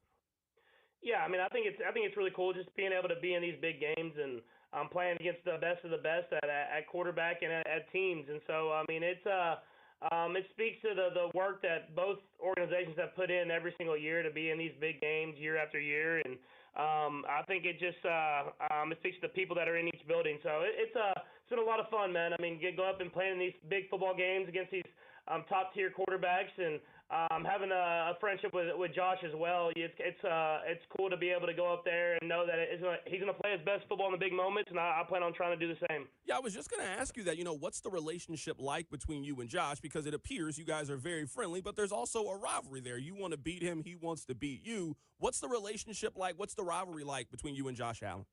Yeah, I mean, I think off the field, I mean, I respect the way he plays the game and the way he handles himself. And so I think off the field, we kind of have similarities as far as being interested in golf and being interested in just being around our family and competing and just being good people. And so I think that kind of tends itself to have a friendship as far as golf and stuff like that. But I mean, I know just like me, he's as competitive as ever. So when we get on the football field, it's all about going out there and finding a way to win for the football team. And so it's definitely a friendship that on game days there's not a lot of talking. It's about going out there and competing. We've talked about this before. You know, you're a part of a big three with you, Josh Allen, and Lamar Jackson. It feels like you guys push each other. You got a couple of MVPs. Lamar has a couple of MVPs. Josh Allen has an MVP. It feels like you guys really push each other to bring the best out of one another. Yeah, I think that's just the quarterback position these days. I mean, there's so many great quarterbacks. I mean, you see it every Sunday of all the guys that are around the league making plays happen, and you want to push yourself to be even better. And you know, if you don't, you're going to get passed up by these other guys, and it takes your best effort every single week. And so, I mean, Josh and Lamar have kind of been those guys that have pushed me every step of the way, being here the longest, kind of with me. But at the same time, man, these young guys are coming hungry as ever. So it's going to take all of us to keep playing our best football to try to stay on top. I think a lot of people, if you ask them, you know, what's their memory from this rivalry, a lot of people would say the 13-second game at Arrowhead. When I think of this rivalry, I think of when you guys went on the road in the playoffs a couple of years ago. Up to that point, you hadn't played a road playoff game. There were those conversations of what is this team going to look like. You guys go on the road and you get the tough win, and then it's that image of you running off the field, and fans are just throwing snowballs at you. Yeah, no, the fan bases are passionate for sure. I think it's for me, I like that one more just because we won the Super Bowl that year. In the 13-second game, we lose the next game. So I think it's been a lot of great games, and even the games that we've lost have come down to the very end. And I think it's a great rivalry, and we just go out there and know, like I said, it's take our best football, and you're gonna have memories after the game. Just hopefully they're good ones. You just mentioned it. Where would you kind of rank the fan? I don't know if animosity is the correct term, but certainly you're not very popular there for understandable reasons. Where does it kind of rank with some of the other visiting stadiums you go into? No, it's up there. They definitely don't like me or the Kansas City Chiefs. But, I mean, I love it. I mean, I love that, like, they're that passionate about their fans, their team, and that's what you want in sports, man. And you want to keep it hostile, but at the same time safe. But at the same time, I mean, you want it to be a great environment and a great atmosphere. And you know, going up to Buffalo, you're going to get a great one. And now it's about going out there and kind of bonding together with your teammates and going out there and trying to find a way to win. Last two things here. Kansas City, they love their tailgating. I don't know if anybody loves tailgating more than Buffalo. You got to be on a different level to try to pile drive somebody through a table. Yeah, I've never tried to do it, and I don't plan on it, but it looks like it's fun for those guys. So, I mean, they can keep doing it. It's part of their tradition. And last thing here, you were a baseball guy. We had an 18-inning baseball game. What's the longest baseball game you've been in? Man, I couldn't even tell you, but 18's a lot of innings. I try to stay up after the game. You know, I got my adrenaline pumping, and I get after the game. It's the ninth inning, and I turn it on, and I'm watching it kind of in the locker room, and then all of a sudden I go home, and it's the 11th inning, and I stayed up to – I was mad. I stayed up to like 1-something in the morning to the 17th inning and just passed out, fell asleep. And, of course, Freddie Freeman hits a walk-off in the 18th. So I missed the walk-off even though I tried to stay up for it. But it's been a great series, 2-2, and they're still in L.A., and then they'll have to go back to Toronto. It's been a great series to watch. That is the quarterback of the Kansas City Chiefs, Patrick Mahomes, joining us on the show today as we get you ready for one of the most anticipated games of the regular season, the Chiefs and the Bills. Patrick, great luck, man. We'll catch up with you after the bye week. Yeah, appreciate you. That was Patrick Mahomes talking with our sister station, 96.5 The Fan in Kansas City, the weekly conversation with the Chiefs quarterback that we're able to play for you. Again, the Chiefs and the Bills this Sunday, huge game. That could be a preview of the AFC Championship, 3:25 at kickoff right here on KMOX. We will take another break. We'll come back. We'll wrap up the program. You are locked in to a Gray Bar Sports Open Line on KMOX. The DGS Halloween show is back, and you can hear it first on Friday, October 31st, starting at 4 p.m. Hear all about their ghost hunting experience and all the thrills and chills the show experienced this year. And to check out the ghost adventures from the past 20 years, head to KMOX.com/Halloween. The DGS Halloween show, presented by Lore Wine and Spirits. Try Ghost Tequila today, the perfect spicy spirit to bring your Halloween celebrations to the next level. For residential and commercial heating repairs, service, maintenance, or installation, contact Air Comfort Service Heating, Cooling, and Installation. With over 50 years of HVAC service, get in your comfort zone this winter. Visit aircomfortservice.com. That's aircomfortservice.com. I'm Ed Evans, CEO of Consumer Cellular. Ever wonder why Big Wireless wants you on an unlimited plan? They probably want you to cover the cost of those 20-somethings using all that data every month. But most people 50 and up like me only use 12 gigs or less. Don't get bamboozled by Big Wireless. Switch to Consumer Cellular. Our plans start at just $20, and we use the same towers as the big guys. Join the millions who choose something better, because if you're not using all that data, you're probably getting used. Call 1-888-FREEDOM, visit consumercellular.com/fax or a store near you. Plans include $5 credit for auto pay and e-billing. See site for additional facts. Hey, this is Charlie Brennan. Have you noticed loose bricks or missing mortar around your house? On the walls, the patios, the walkways, the porch, or the chimneys?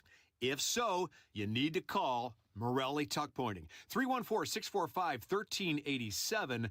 You might need one of two things: solid tuck pointing, the removal of old mortar with the replacement of new mortar throughout an entire wall or chimney, or maybe just spot tuck pointing. Spot tuck pointing involves the tuck pointing of a particular wall, a chimney, or other masonry surface in an area where it's needed the most. One example might be settlement cracks, usually found above or below windows or doorways. 314-645-1387. Call the company that the Brennans have called when we've needed tuck pointing. Morelli Tuck Pointing, the masonry specialists. Winner of the Angie's List Super Service Award every year since 2005. 314-645-1387, MorelliTuckPointing.com. You've got your whole life ahead of you, so choose a Medicare plan you can count on.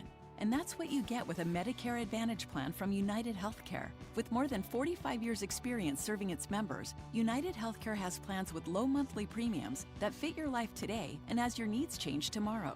The Medicare annual enrollment period ends December 7th, so go to uhc.com/Medicare today. United Healthcare Medicare plans. It's Medicare coverage Missouri can count on. Welcome back to the Gray Bar Sports Open Line. Once again, Matt Pauley on KMOX. Back in for just a couple more minutes here on a Gray Bar Sports Open Line on KMOX, wrapping things up for the night. We do have a short show tomorrow.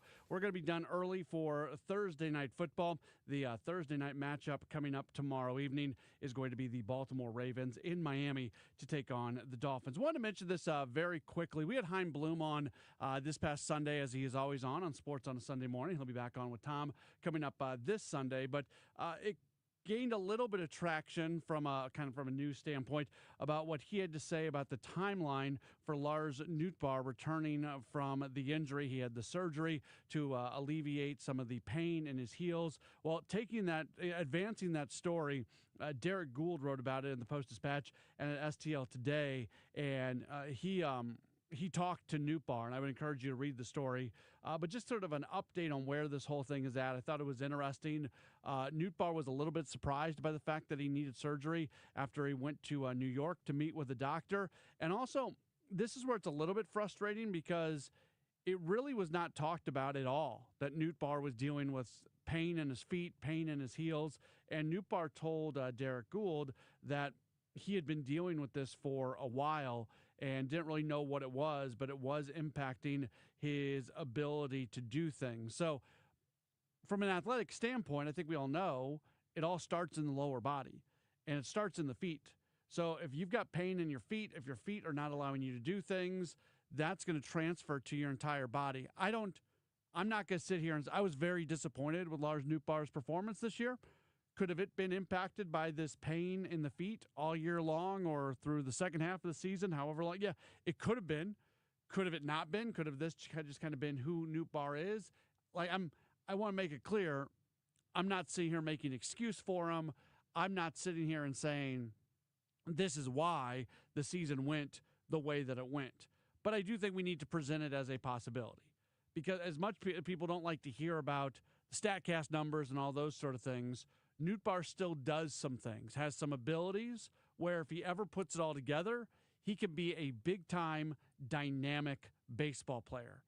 And where we have discussed the idea of trading Lars Nootbaar, and before this surgery and everything, I honestly thought that Nootbaar was likely to get moved. Now I don't think he is. I think he's likely with the team when spring training gets underway and when the season gets started.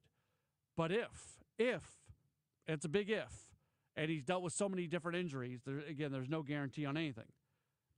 But if it was the foot issue, the heels, that really impacted him from a negative standpoint this year. And some of those advanced numbers, some of those StatCast numbers that we talk about, they actually fell back a little bit this year. If that could be attributed to the feet, it's a reason to have at least a sliver of hope that things could look better for Nootbaar moving forward. Because, again, based off what Nootbaar said to Derek Gould, and I encourage you to read it in the Post-Dispatch and at stltoday.com, this is something that he's been dealing with for a while, been working with trainers, and then finally he went and saw a doctor, and that's when they had the surgery. He's evidently, rehab's going well. He's using crutches to walk right now, but it sounds like things are going well for him, and all we can do is sit back and wait and see how this might impact him moving forward. That's it for the show. This is a fun show tonight. Thank you so much for being tuned in. Again, short show tomorrow. We'll do Rush Hour Sports during the 5 o'clock hour, and then I'll have you for a half hour after that, leading into Thursday Night Football. Have a great rest of your Wednesday night. We'll talk to you again tomorrow. This has been a Graybar Sports Open Line on KMOX. Stock up with big fall savings at Menards. Winterize with RV and Marine antifreeze and automotive antifreeze on sale now. Save big on an